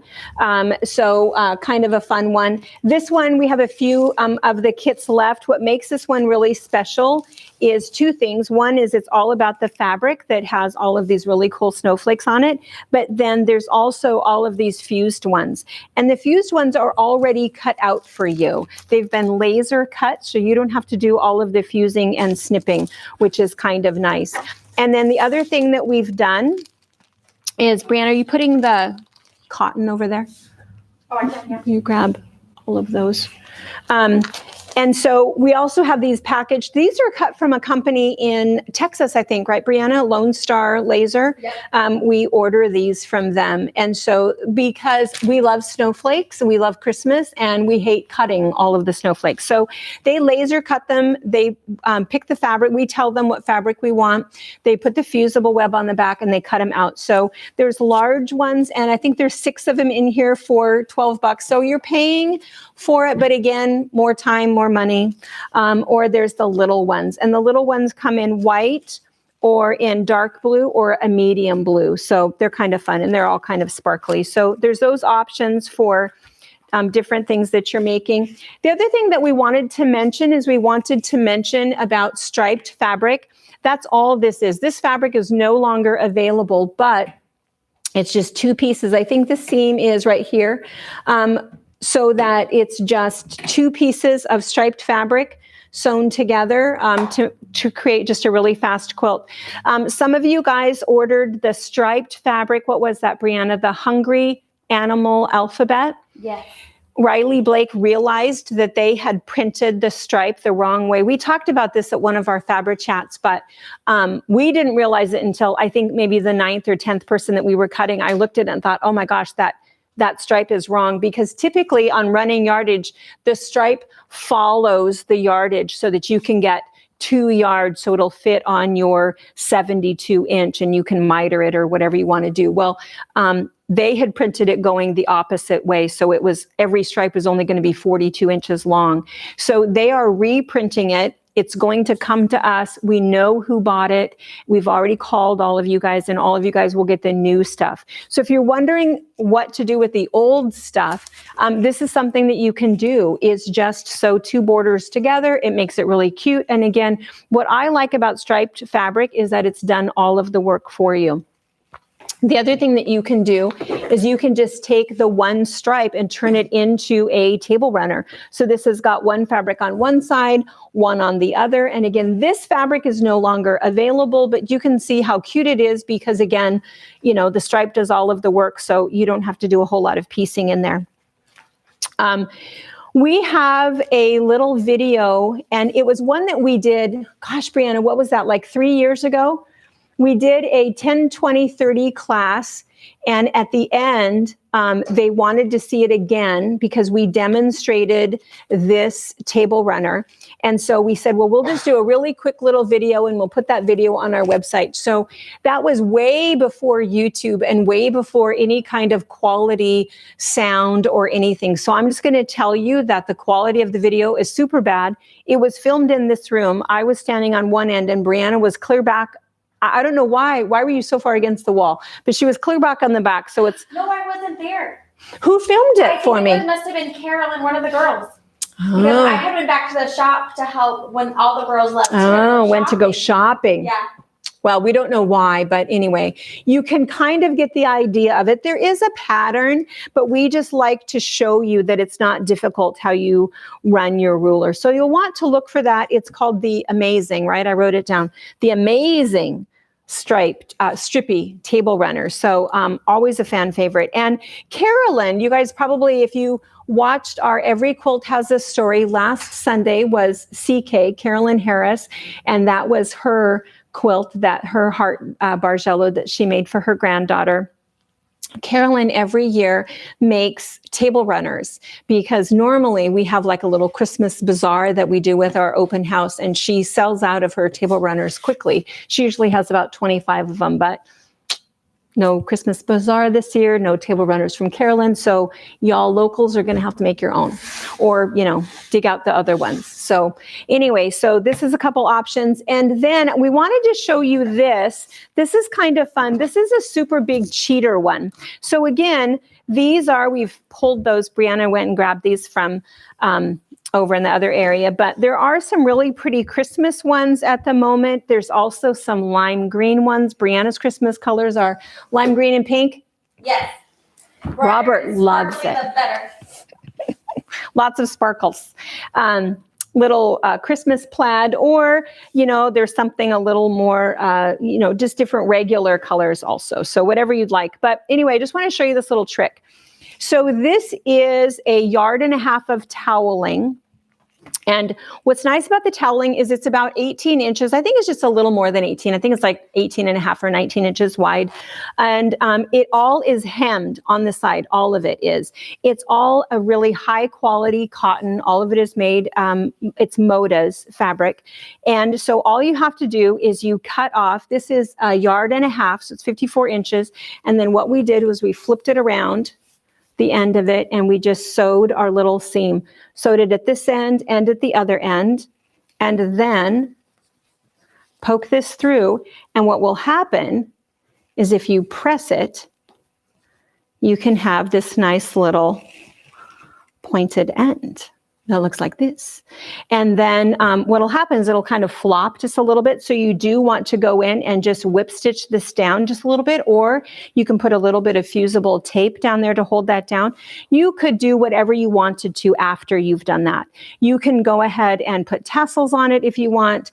You can embroider something on it if you want. You can do some fusible web, anything that you'd like, but it just makes for a super fast, or just leave it plain, but it makes for a super fast finished table runner in, seriously, I mean, if we're cutting 54 inches and mailing it out, all you're doing is putting 2 hems on it. So, I mean, even if you're dilly-dallying, it's going to take you 5 minutes, and 1.5 yards is going to cost you $10. So anyway, really nice. And then this is a gal, these are just a little bit of inspirational things. So you can see if you wanted just to go ahead and add a little bit of applique to that, you easily could. So anyway, toweling. Oh, and then this one, we finished this actually. This was in a video that we did last year. So I think this one we were finishing up last Christmas. We've still not quilted it, but this one is available as a pattern, or we do have kits on this one. So this one is a Christmas quilt, and so I don't know, I think it was normally $69 for the pattern and the fabric, and I think now it's on sale for like $59. So this is more than your $20, and it's going to take more than 30 minutes. So this is just, wouldn't it be fun? All applique, super cute. And we have quite a few of those kits, I think, available. So let's see. We're going to flip around and bring, Brittany, I want to go back and do the bags real fast. I forgot to do that early. Let me do that. How far back can we go? I was saying, wait, what? Where'd she go? We had this all planned before we started, where I would go and where I would go next. And then I forgot what I was doing. I got distracted. Because I forgot to show you the gift bags. Are they still doing okay, Brianna? Yeah, I think we're still doing okay. Questions? Everybody's good? They're all hanging in there? Yeah. What time is it now in Greece? A few of them had to leave because their family was starving. Oh, and it was time to It's eat. a pizza night. I know. Support your local pizza place night. Yeah. Well, that's okay. Pretty exciting. Brittany will have this up on Monday. And they'll be able to see what they missed. Yeah, and so we'll post this to our our YouTube goodness. You'll get binged if you have that bar clicked. You'll see all of that on Monday, and then all of the links. So all of the free patterns we talked about. Some of the patterns that might not be up yet. You might be able to purchase them then. But under the description, we'll have all of those links for you. So if you find that you can't find it right away, or maybe I missed your comment and I didn't send it to you, check back Monday. The descriptions in that video that we post will have all that goodness for you. Very good. Or email us. All right. So we decided to do some reusable gift bags, and a couple reasons why. One is because, oh my gosh, I love to buy Christmas gifts. I love advent calendars. I love the 12 days of Christmas. I love every opportunity to go kind of crazy on Christmas gifts, but I'm not a wrapper. That's why I like to put it in something with a bow and an ornament and make it kind of pretty in and of itself. And that's how I give gifts to my girlfriends. But to kids, you can't really do that. You have to wrap it. And so it's all of these. It's like, well, Brianna, will you help me wrap the presents for the Rangs? And Brittany, help me wrap the presents for the Motzkuses, because there's too many to wrap and too many things to do. Plus, it's that whole, after we get done worrying about COVID, we should go back to worrying about the environment and, all of the reduce, reuse, recycle, that wrapping paper. That's really crazy how much we have to buy and how much we throw away. It's a single use item that's expensive and not such a great thing. So we've tried to think of different things in the past of different ways we can do it. And of course, one of the best old standbys is, of course, a pillowcase, so everybody gets a new pillowcase, but that's just one pillowcase for one gift, because, how many new pillowcases does somebody need? And so what we decided is we were going to make gift bags. And so this was super, super simple. And what we realized is that 1 yard of fabric will make this size. And so this is pretty large. We did do a box bottom, and we did a 3-inch box bottom. So it's a 6-inch box bottom. And for this particular one, we just did the drawstring. We really like, though, the fluted drawstring instead. And so you could do either one, depending upon if you felt like you needed all of that room, or if you felt like you could spare 6 inches, because that's how much it takes to do the flute on the top. So this one is a full yard. This is a half a yard. This is the size. And there is a queen size quilt in that half a yard bag. And then this one is a fat quarter. This is how big of a bag you can make out of a fat quarter, and there is 0 waste. And so we did write up a pattern for this, and the pattern is easy to follow. We show you how to do a basic drawstring top or a fluted drawstring top, which is kind of fun. And for your drawstring, what you can use any number of things. It takes about, what did we decide, Brianna? It takes 40 inches. So just shy. Ooh, battery is running out. Tell me when. Because when the battery runs out, it's blinking. We're going to have to, then what? Then they'll be able to hear us? They'll be able to hear us. But they won't be able to. Then what we'll do is we'll have another drawer prize drawing. Maybe 2. See how long it takes to get going again. You'll know when the camera dies. Okay. So I'm going to keep talking for just a minute, and then we'll do door prize drawings. So it does take cording, and so you can use all kinds of things. We have these little guys, and there's 2 yards on here, so you'd easily be able to do a bag or 2 bags with that. The other thing, we did some where we used twill tape. We really liked the organza. We thought that was kind of fun, inexpensive, and it adds kind of a little bit of color to it that makes it kind of fun. And then if, somebody tied the knot too tight or you had to cut it, it's easy enough just to go ahead and replace it. But what's really nice about this is after these presents are opened, you just get them all back. And if you did, I know that these are all Harper's and these are all Wyatt's and these are all Eliza's.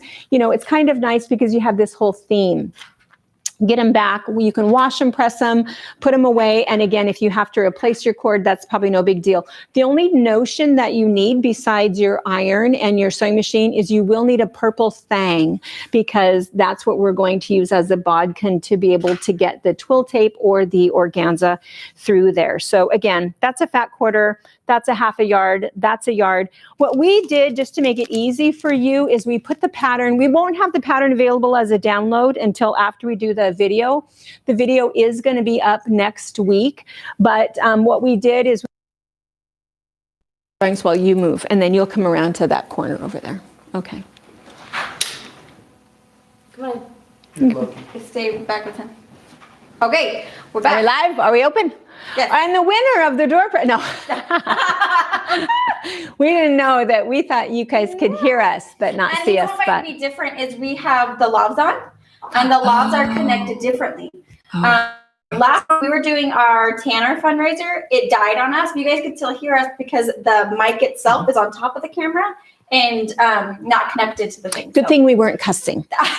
We were just wondering. You guys are also here. Our numbers did not go down. They waited for us. Well, at least it's not our first time. That's true. That's true. We've gone dark. Morse code with our science. Oh, yes. God. Yes.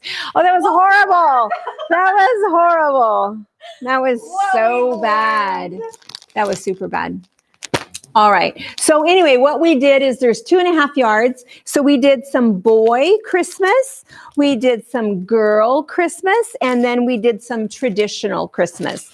And so with 2.5 yards, again, you could kind of do all kinds of things. You could do fat quarter bags, half yard bags, full yard bags. The other thing too is you can just use whatever fabric you have, but we thought we would package some just for fun for you. And these are like super cheap. These are online. I don't know what Brianna priced them at, but nice and affordable. And then the pattern is in there. And we can do a door prize drawing, and let's draw for one. And what we'll do is we'll have them choose which colorway they want. So I have a really good question. What was the name of Rudolph's girlfriend?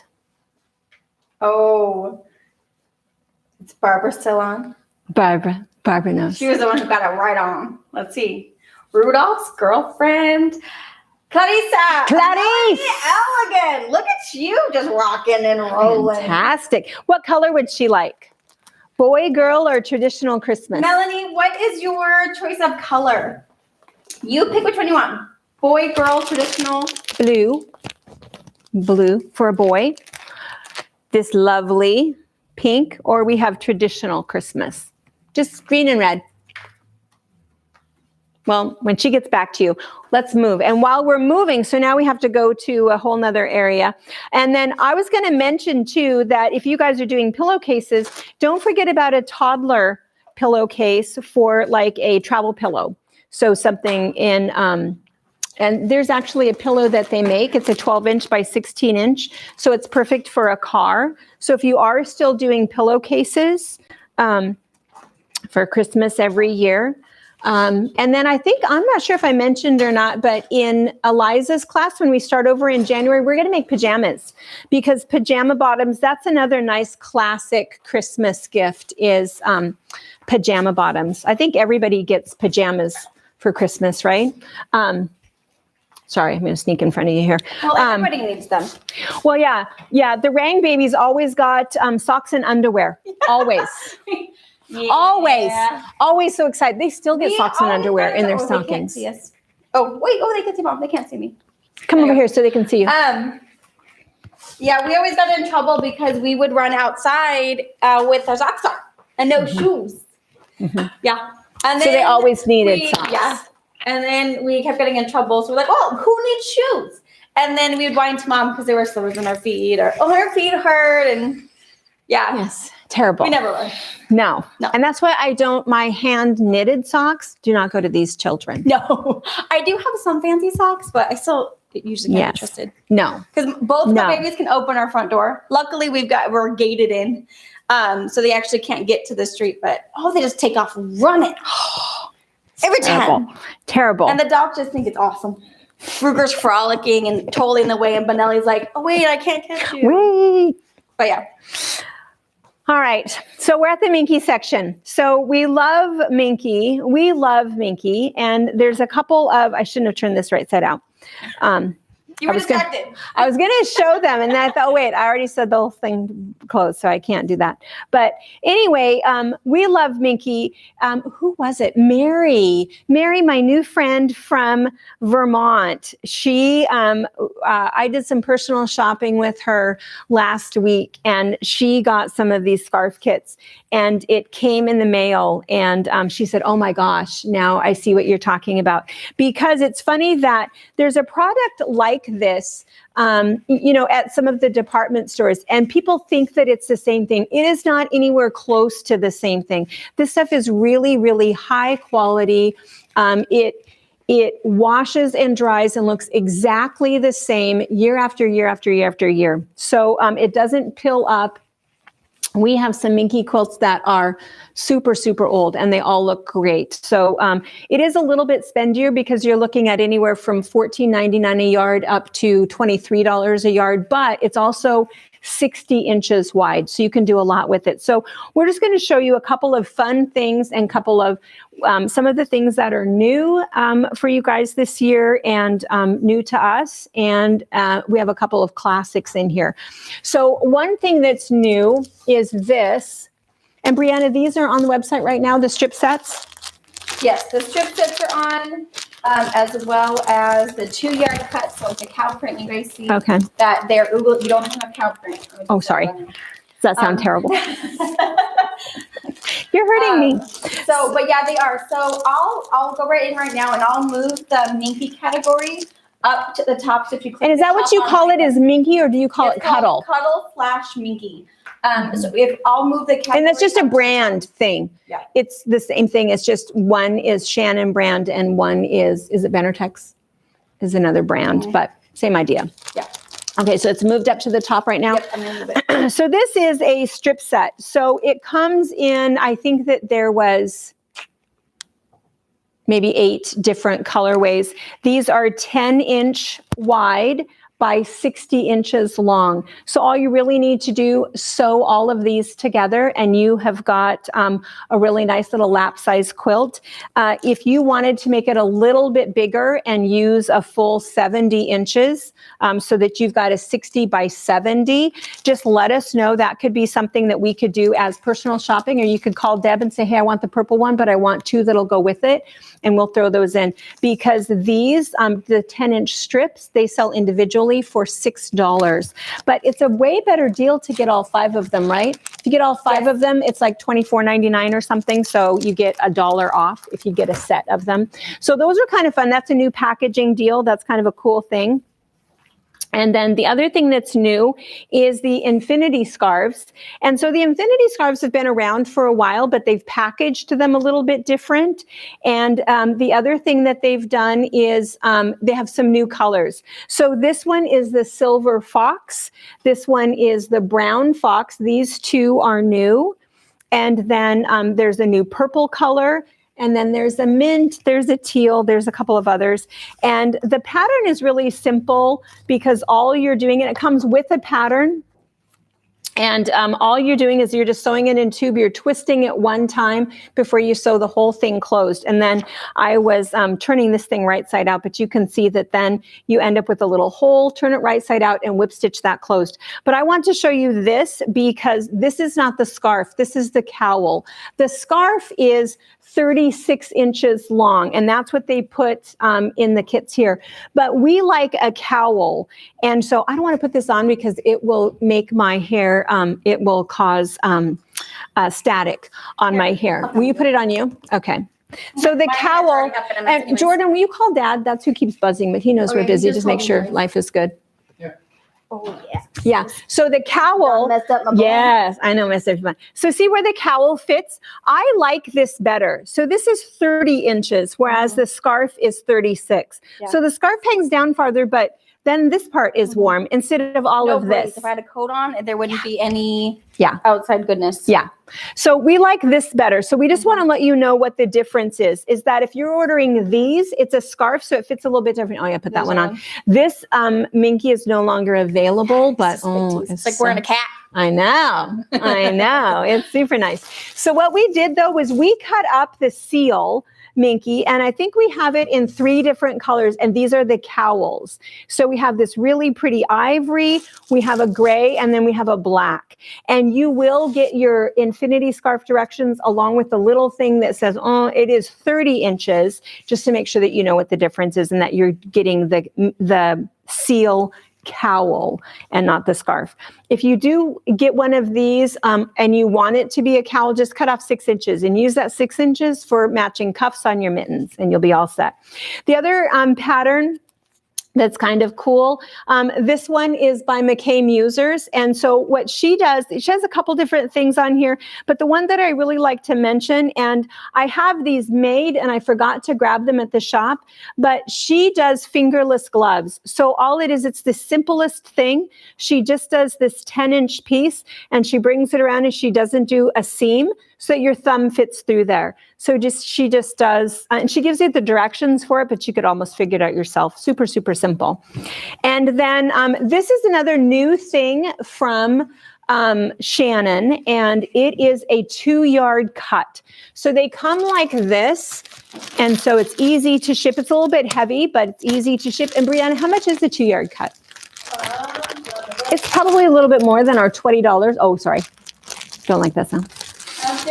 They're about $40, $36. Yeah. Super busy. The Luxe ones, so the pretty designs, the cowhide. No, not the cowhide. The Luxe, the red.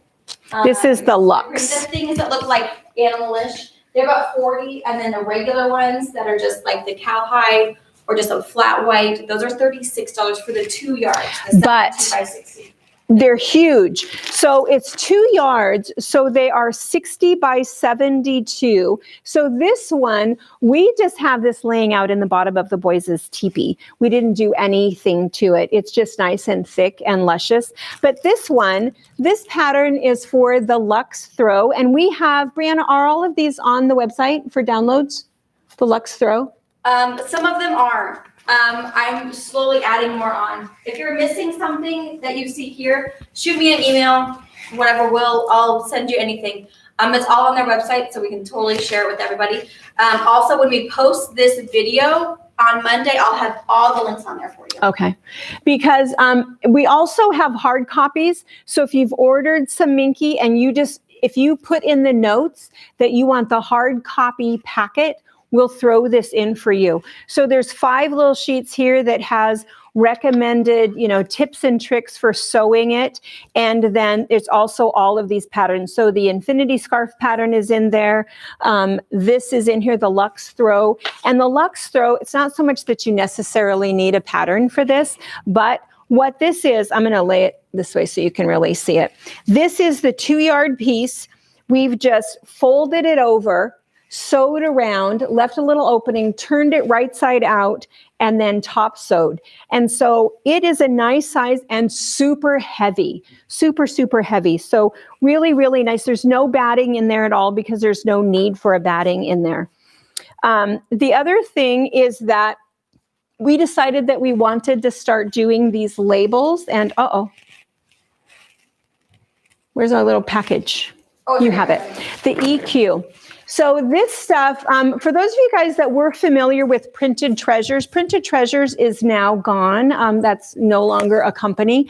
But these guys, it's EQ Printables. And EQ Printables is a fabric that is specially treated with a product so that you can print on it with your inkjet printer, not your laser printer, inkjet printer, and then use that for whatever you're using it for. So if you're putting your pictures on there, your photos on there, whatever you're doing, and then you peel off the backside, throw away that paper, and then you're good to go. Well, what I did is I made a bunch of labels. So on one sheet, I was able to get 16 labels. So I made those, and then what I did is I put a little space in there so that And I also put a square so I knew where to cut, so that as soon as I fold that up like that, I have, made by Nana, Merry Christmas 2020 on the back or whatever I have. And then I'm just going to go ahead and put that in the seam allowance so that you can, whatever it is that you're making, just so they don't think that you bought this at Target,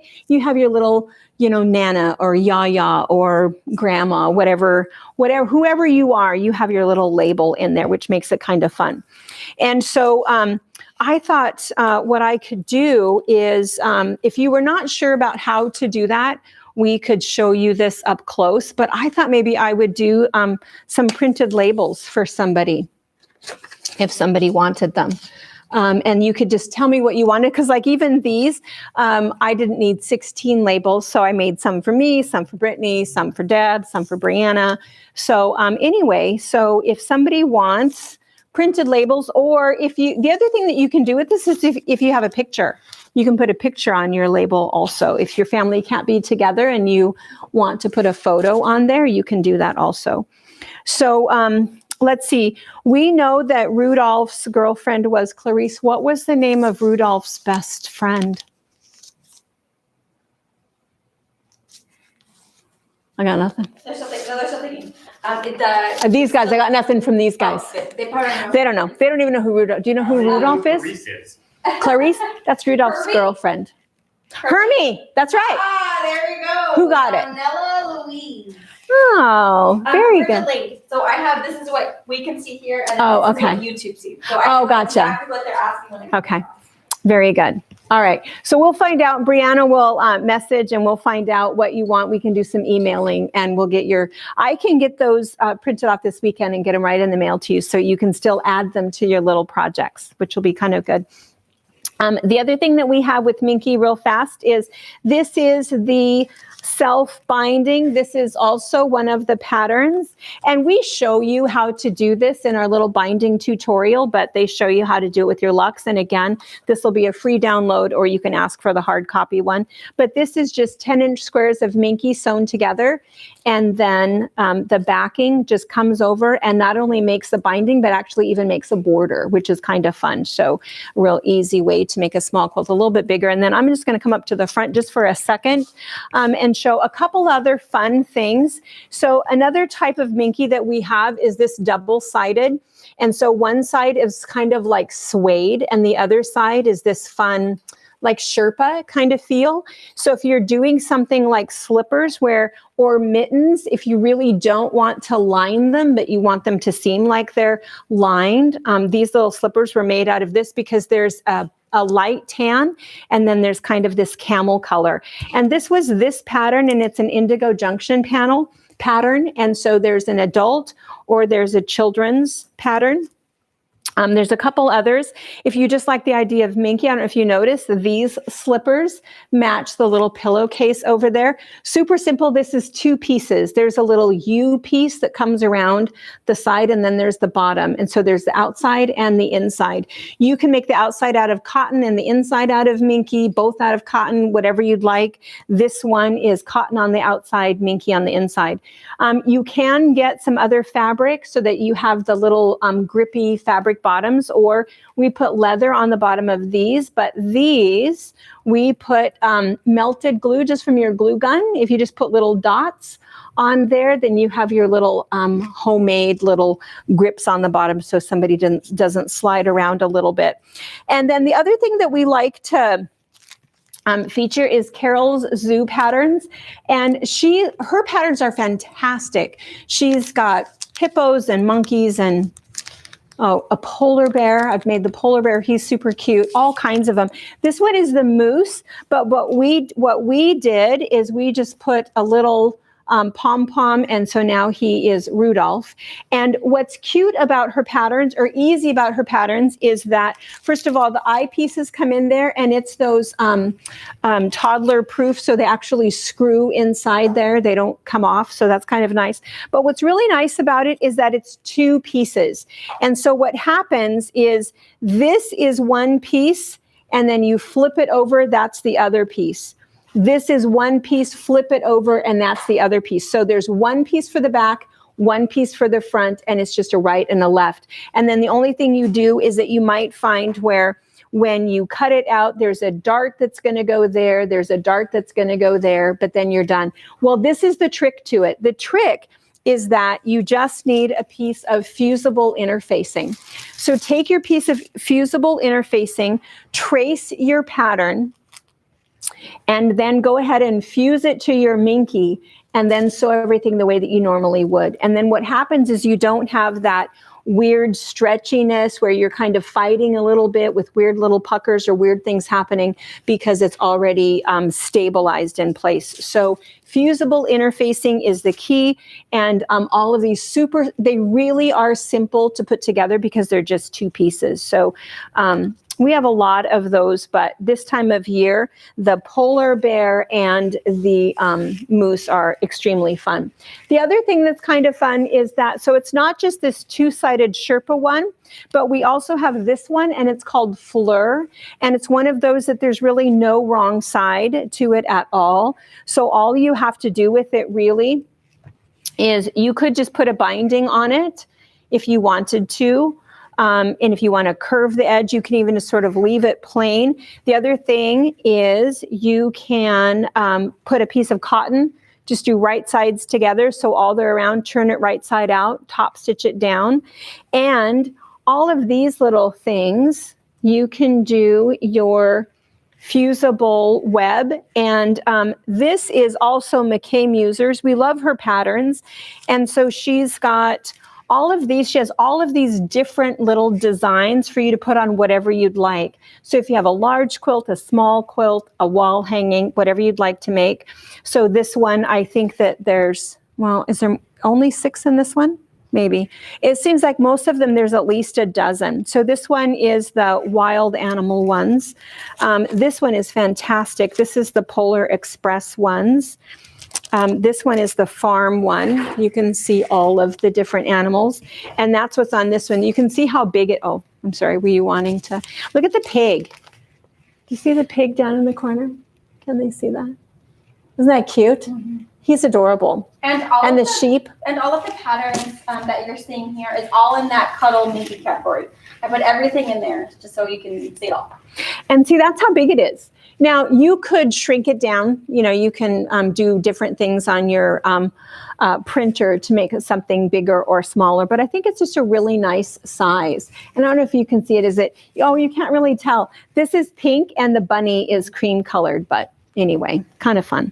So just something kind of fun, just super soft and homemade, makes it kind of we like Minky. I think anything that we... So fun fact, in Greece, it is 3 o'clock in the morning Saturday. She is, I love her. She's our little owl. She's fantastic. Yes. And then Sylvia thinks you need a drink. She's been talking for a long time. I probably do need a drink. And we're all talking about dinner. And they're all talking about dinner. They're bringing them dinner as they're watching us. I'm going to get a drink. And while I get a drink, flip around to that quilt. Because I realized I forgot to show them this one quick little thing. Oh. And we're twirling. We're twirling. We're twirling. We're twirling. Whose is that? Oh, I probably got Corona in that. And then we'll head to... And then we'll go over to the last little bit. Fun. Okay. I forgot to mention this when we were talking about this quilt, that this one also has Minky on the back. And and lint, because we just barely finished this. So Minky on the back, and even Minky can come over to the front. And I just wanted to show you a little trick about this.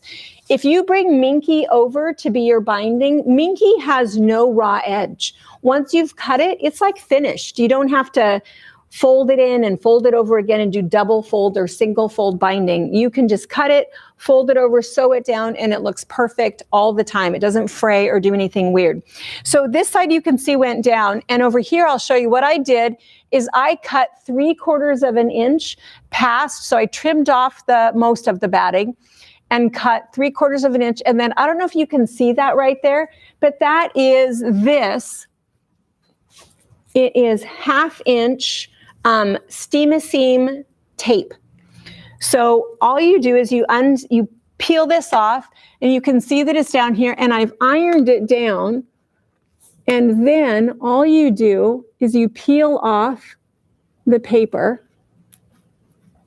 Oh, I was going to get this. I probably should put my glasses on so I can see it. Here we go. So you peel off the paper, and after you've peeled off the paper, this is sticky.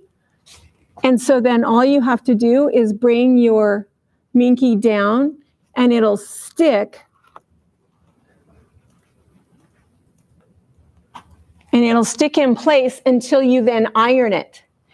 Now, it's not permanent. You're still going to have to come along with your sewing machine and just sew that down real quick. But what's really nice is it's not going anywhere. Once it's just stuck down, it's exactly where it needs to go. Fuse it in place, and then you can stitch it. So I just wanted to show you Minky on the back of the quilt. Fantastic. Bringing that Minky around as binding, super, super simple, priceless. All right, and now we're going to be turning again. While we're turning, we'll do another door prize drawing. I have to find one of my questions. Yeah. Are you going to want to squeeze through by me? Do what? All right, you're going to see more of the behind the scenes in front of you. Behind the scenes. We didn't know if this was going to work very well or not, but I feel like it hasn't been too bad. I mean, besides the dizzy twirling, I apologize. If you have this big old screen, I don't know, close your eyes, but. Yeah, close your eyes. We'll tell you when it's over. But yeah, I wish you could see the contraption. We should take a picture. Oh, I don't have a phone. Oh, yeah, on Monday on the rewatch, we're going to take a picture of Brittany's contraption. It's super smart. Brittany always worries about, moving it and what she's supposed to do. So it's all strapped and pretty fun. So, all right, let's see. Let's do another. Robert's mad. He came up with this. Oh, Robert. My guy. Correction. It was Robert's idea. I didn't know that. All right. Okay. Well, we're going to do a door prize drawing. Oh, I don't know why I have all of these names. I feel like I was trying to come up with questions that we haven't asked before because we do trivia games all the time. Yeah, and especially Christmas. They have been especially you local people. Barbara Hartman had to run some errands, so she missed all the Rudolph ones because she is on it. So she's back though, guys. So she's back. Barbara. Massage your fingers for a second because she is wicked fast. Warm up your fingers. Are you ready?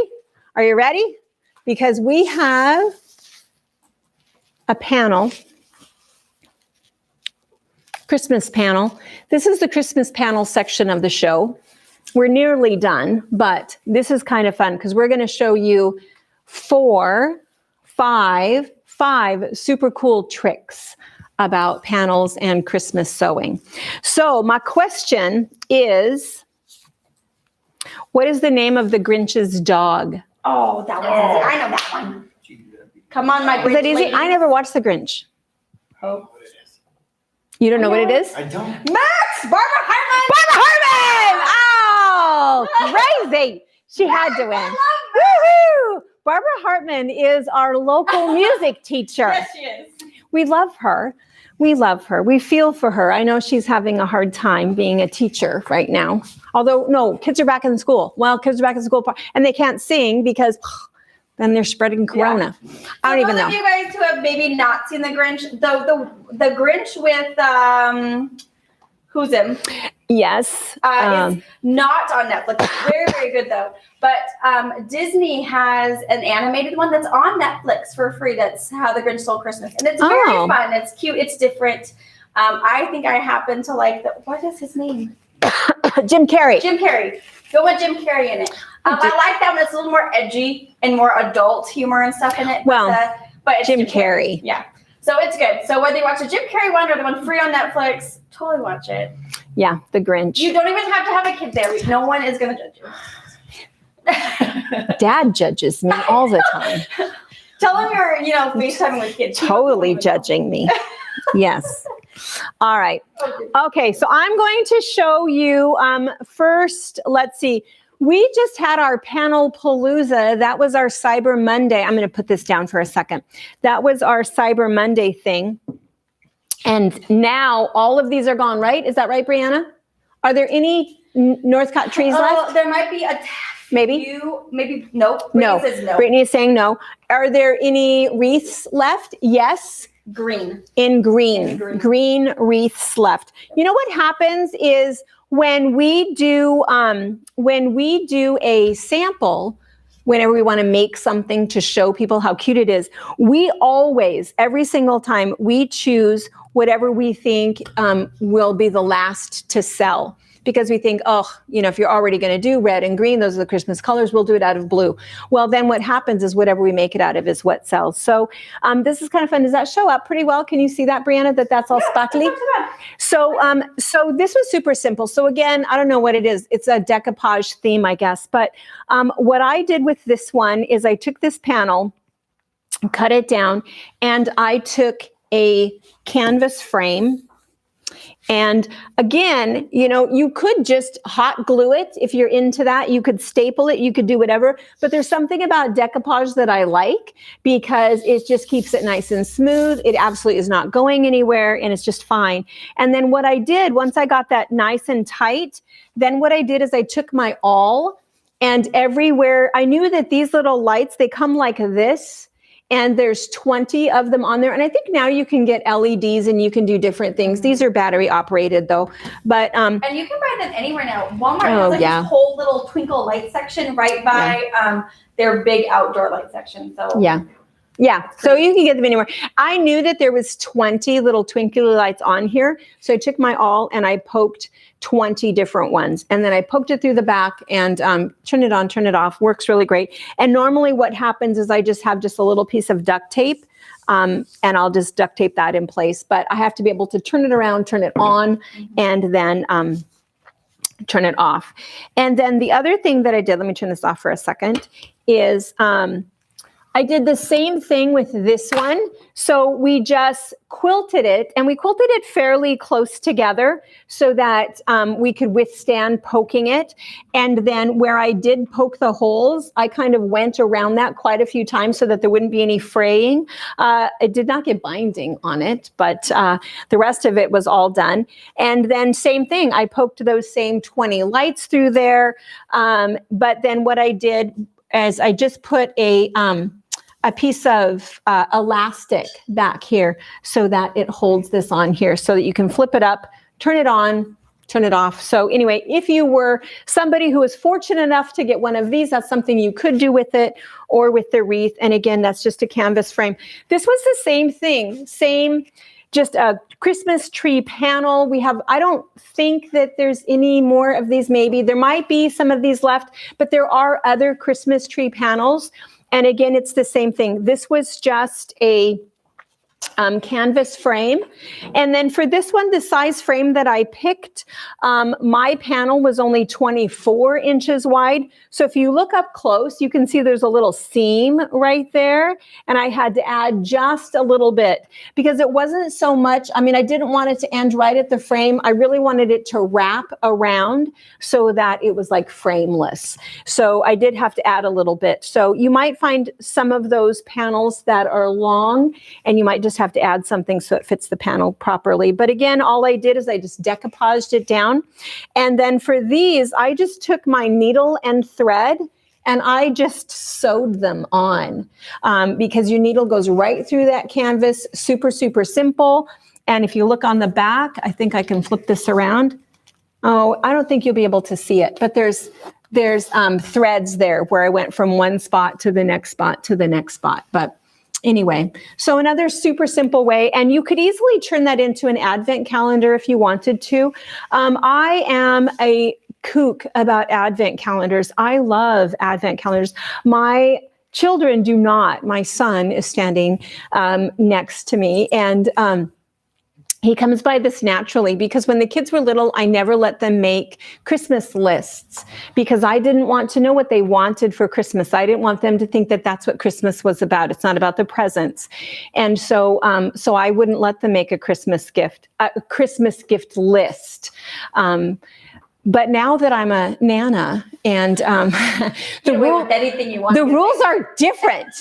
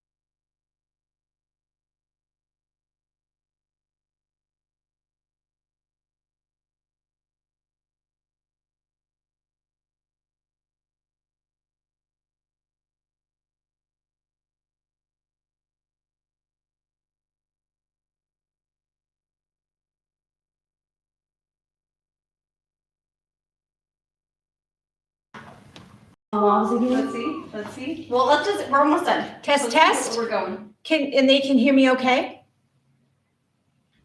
Yes, We're all everybody back? here. We're all good. All right, Maybe so we're next using the boom mic. Super echoey. Is it echoey? It's going to be echoey, but is that okay? Can we try We're the almost lavs? done. I think the lavs will work. I think we should keep going. Are you guys okay with the weird echoey or anything? Brittany says in her headphones they sound a little funky. Mhm. It's fine. You're saying fine. Okay, we're going to keep going because we're close It's okay. to done. No, they think it's fine. And it's 3 o'clock in Greece. It might be 4 o'clock now. She might have to get up for work soon. I don't know. Okay, we're gonna power through this. Yes. All right. So there's a lot of different ways that you can do advent calendars, and I have to tell you that every year when we order our fabric, I don't think I say no to any advent calendar, right? I mean, if we see it, we order it, because there have been years when we have run out of advent calendars. Our Christmas stuff starts coming in May, and usually by this time of year, I think we're down to, I think we've got maybe 6 that are left. So this particular one gone, but I just wanted to show you that the traditional way of doing advent calendars is like this. Well, there's different ones, but ones that look like this on the panel, let me show you. The panel ends up looking like this. What happens is you just bring this up like that, and then you bring up the neck, bring up this one, bring up this one, bring up this one. And then after you do that, then you end up sewing down those lines. So it ends up looking like this. So you've got the piece on the top, and after you've brought all those up, you have your little pockets here for your little Bible verse and your little candy cane and the things that go in there. Or the little note that sends you to the present that they get. Then it's kind of nice. Well, I thought, if wall space is an issue, you really could do an advent pillow. And we were talking about that because some of the people from Wednesday, we were talking about not having enough wall space. And that's what somebody else said, oh yeah, all they've got is doors and windows. And so you can hang them off of a door, but I thought a pillow was kind of cool. And so all you have to do if you do this is you just have to know the size. And so this was a 24-inch square pillow. So I knew that I had to be 24 inches. So I just kept shirking these up just a little bit more until I had the size square that I needed. And then what I did was I just sewed this little binding into the seam so that I have just a little marker that goes around, for whichever day, so that we know, where we're at. Because it's kind of a funny thing that now what they're doing with the advent calendars is they're not putting the numbers in a row, which is sort of funny. But anyway, so advent pillow, kind of a fun idea. The other thing that I did is this one was just, do you see what I see? And I think that we still have in the store 1 or 2 of the Great I Am, which is very similar. It's the same artist, this Lynette Anderson. I love, love, love her stuff. And this was one, what did I do with, Eliza and I were working on this one. I thought I set them down here. Oh, here they are. This was the one, if you watched our class when Eliza and I did the fusible web ornaments and gift tags, this was the one that we did.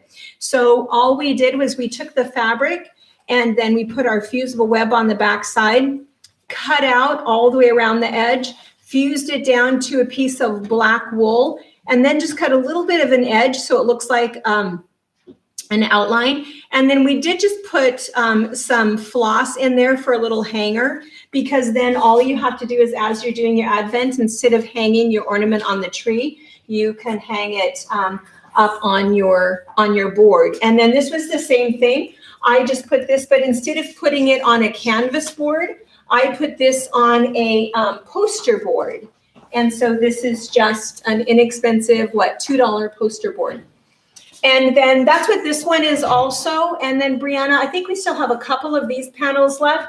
This was the same thing. This was a really pretty tree, and then it had this border at the top and at the bottom. I cut off the top and then I sewed it onto the bottom so that there's a couple little pockets here. But then same thing, I just put it on a, one more.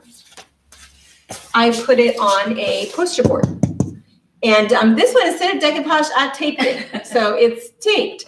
And because then later, if you decide you really do want to sew it up and do something different, you haven't done anything bad to it. You can untape it, do whatever you want to do. You're all still good. And so again, fun as a little advent calendar, 12 days of Christmas, pin the ball on the tree game, whatever you'd like to do. And I don't know if we have any of those panels left. Are these gone? I might only have a few, but you'd have to call the shop, email me, email Deb, whatever you want to do. But the other fun thing with the whole panel option is if the fabric collection comes with a border print, you can take that border print and create the pocket. It doesn't have to have that fun border on the panel. Oh, right. Just take your own fabric to make your fun little pocket goodness. Right. That's exactly right. The other thing too is there's a bunch of advent panels that I just simply cut up. And I don't do it anyway, the way that they tell us to do it. So like this one is an example where there's a lot that are designed like this, and you'll see these on the website. And what they do is they always give you the directions of exactly what you're supposed to do, and you cut these out and how you're supposed to make these little pockets so that every pocket goes over the spot that's indicated. So you have this fun little advent calendar, and most of them are about this size. So again, you can go ahead and put your loops and hang it on a door, depending on what space you have, makes it kind of nice. But for me, I keep cutting these things out. And so what you can do is you can just put them on some cardstock so that you have one that goes on the tree, one that goes on the corresponding present. So you can do them that way. Or this one, same thing. This was this one, and it actually had a whole bottom. It looked like this. So here's the top. Here's the bottom. Same thing. I was supposed to make pockets to go over it. But what I did instead was I went ahead and fused these to fusible web, cut them out, and then I added just a little bit of a hanger and put it onto some black wool, and then I cut out around that, and here's my little hang tags. And so then what happens, same thing, so they've got these that go on the presents or however you want to do your advent calendar, and then they can go ahead and just hang them onto the corresponding part. So you don't have to do all of those pockets. And then you can find fun ways if you're going to attach them to little bags, attach them to little things. This one, oh, this is super cute. I don't know how many of these are left, but I looked and I do know that these are still in the store. And these are little stockings, little advent stockings. So you can do this. I had a little thing that I thought would be kind of cute. Is just a rope and some little clips, some little laundry clips. And all you have to do is.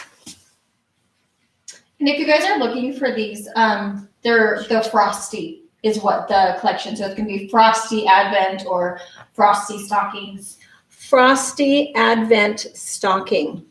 And for these, what we did is a couple years ago, we had these, and so I actually made them into little stockings. So what I did was I just took a corresponding fabric and then just right sides together, stitched around, turned it right side out, and then I just folded it over for a little hem, no lining at all. And then again, then you can just hang these little stockings up on the tree or wherever you want to. And again, they've got their little candy cane and their Bible verse in there, or whatever they'd like. And then I have another little present.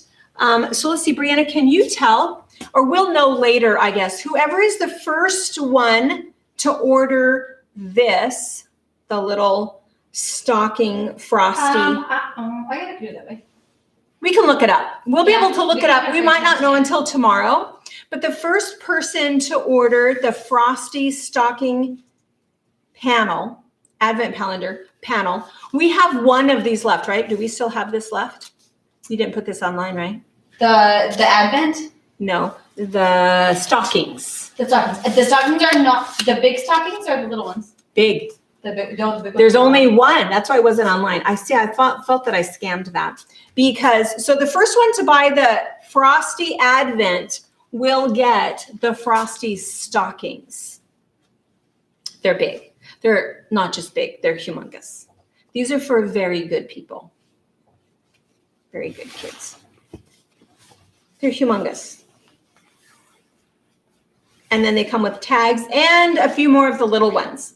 So kind of cute. So anyway, whoever's the first one to buy that, this is the very last one. We'll throw that one in there. All right. Let's see. Advent.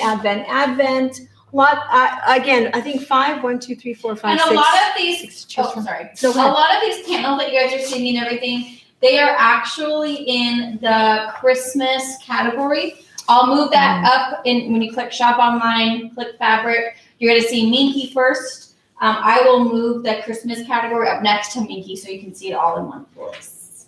Perfect. That makes it nice and easy. That's good. All right, I'm going to show you a fun little trick. This is super simple. This is one of those, it's going to take less than 30 minutes. I think less than 30 minutes. I guess it kind of depends. Less than $20. So it is an easy way to make we can move that. Yeah, let's move that out of the way. We can even move this. Thanks, honey. It's an easy way to make a tree skirt.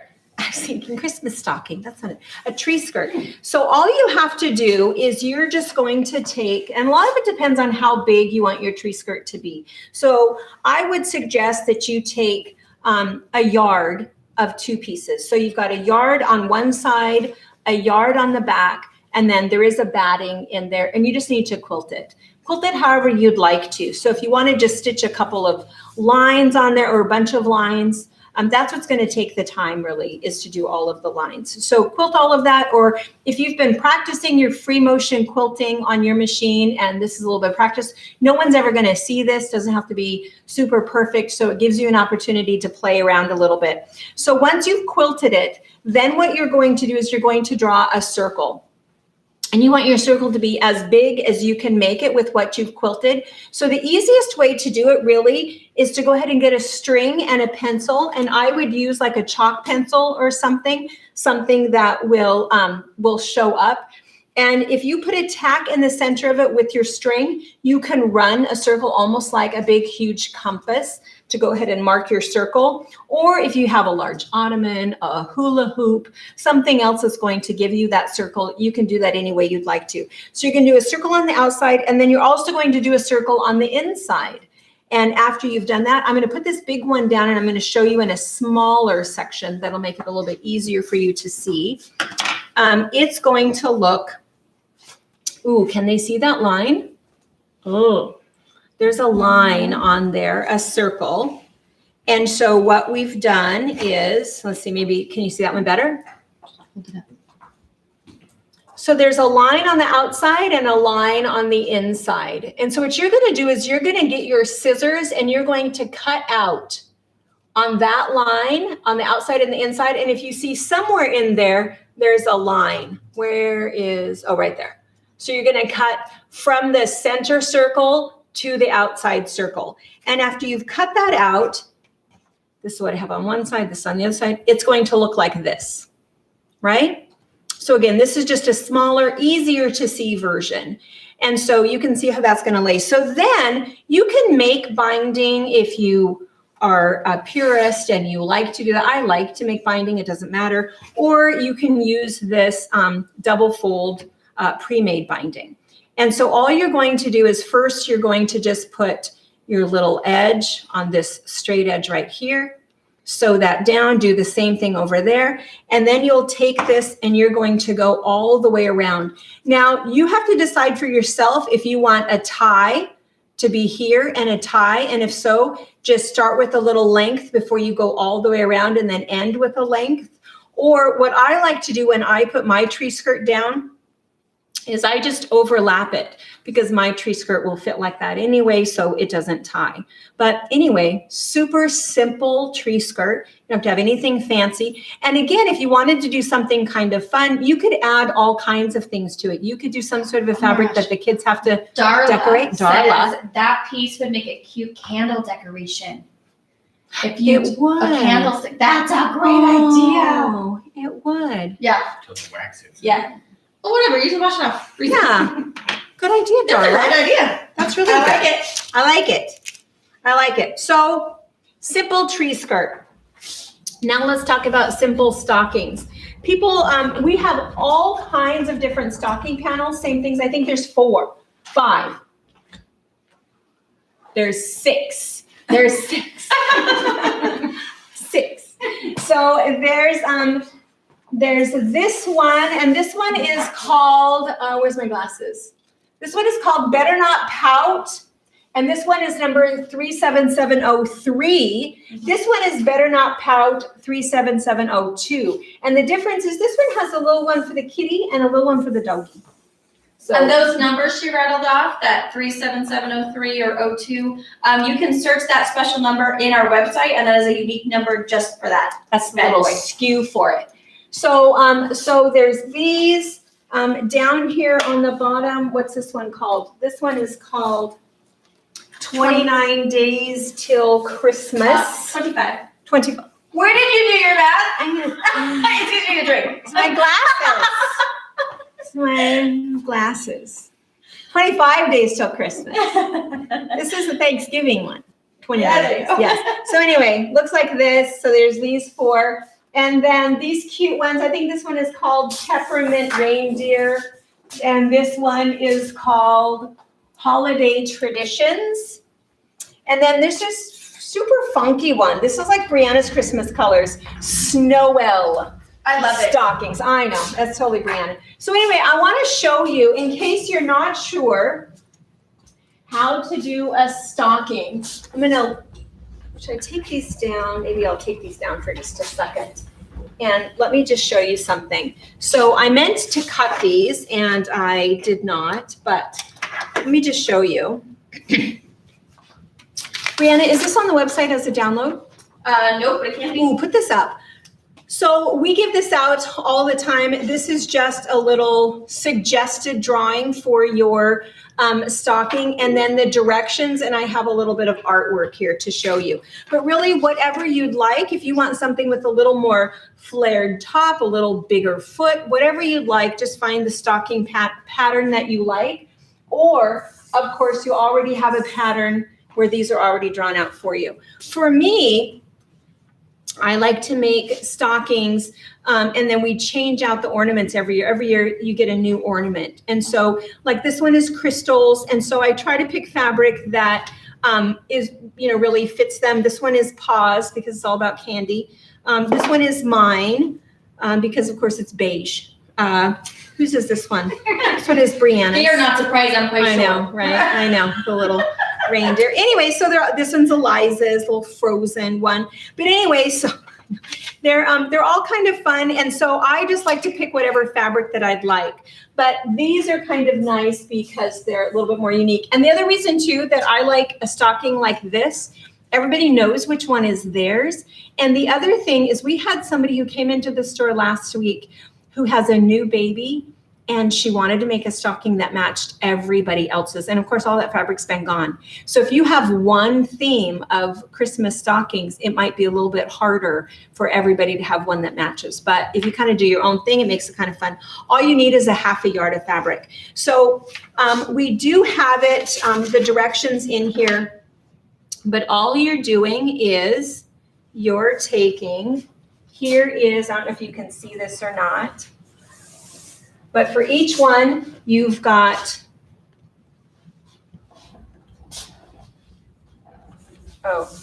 so this is the lining.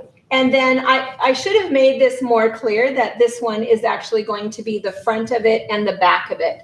So then all you're going to do is somewhere, you do have to put your little hang in there. You're gonna flip it over, right sides together. And then on the inside of the stocking, not the outside of the stocking, you leave a little opening. And so then you're going to back stitch. So all the way around, come back and back stitch. Turn the whole thing through there. And then what will happen is you turn it right side out through that little opening. And then all you have to do is whip stitch that opening closed. And then looks like this. You're just going to tuck that thing back in there. Go all the way down, tuck it all the way down in there. And then there's your little stocking. And you're good to go. And so if you wanted to do something fun when you're making it and you want to put a little bit of minky or something kind of fun at the top, you can go ahead and do that. You would do that the exact same way.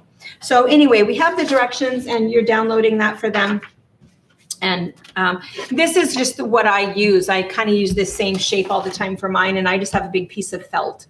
And this is the pattern that I use for our stockings. And I was going to mention that when you do this, that's the same way that you make a bag, right? If you guys have ever made the bags, so you have your lining and you have your outside, you do it exactly the same way. And the project for beginners that is going to air Tuesday is a bag. Is a bag. So if you felt like that was not quite clear enough, Eliza makes a bag. We make that kind of technique. Yes, it's exactly the same way as this, where we've got the outside of the bag, the lining of the bag, and we have handles. We sew the whole thing together, tuck the lining in there. So that's exactly right. It's done exactly the same way.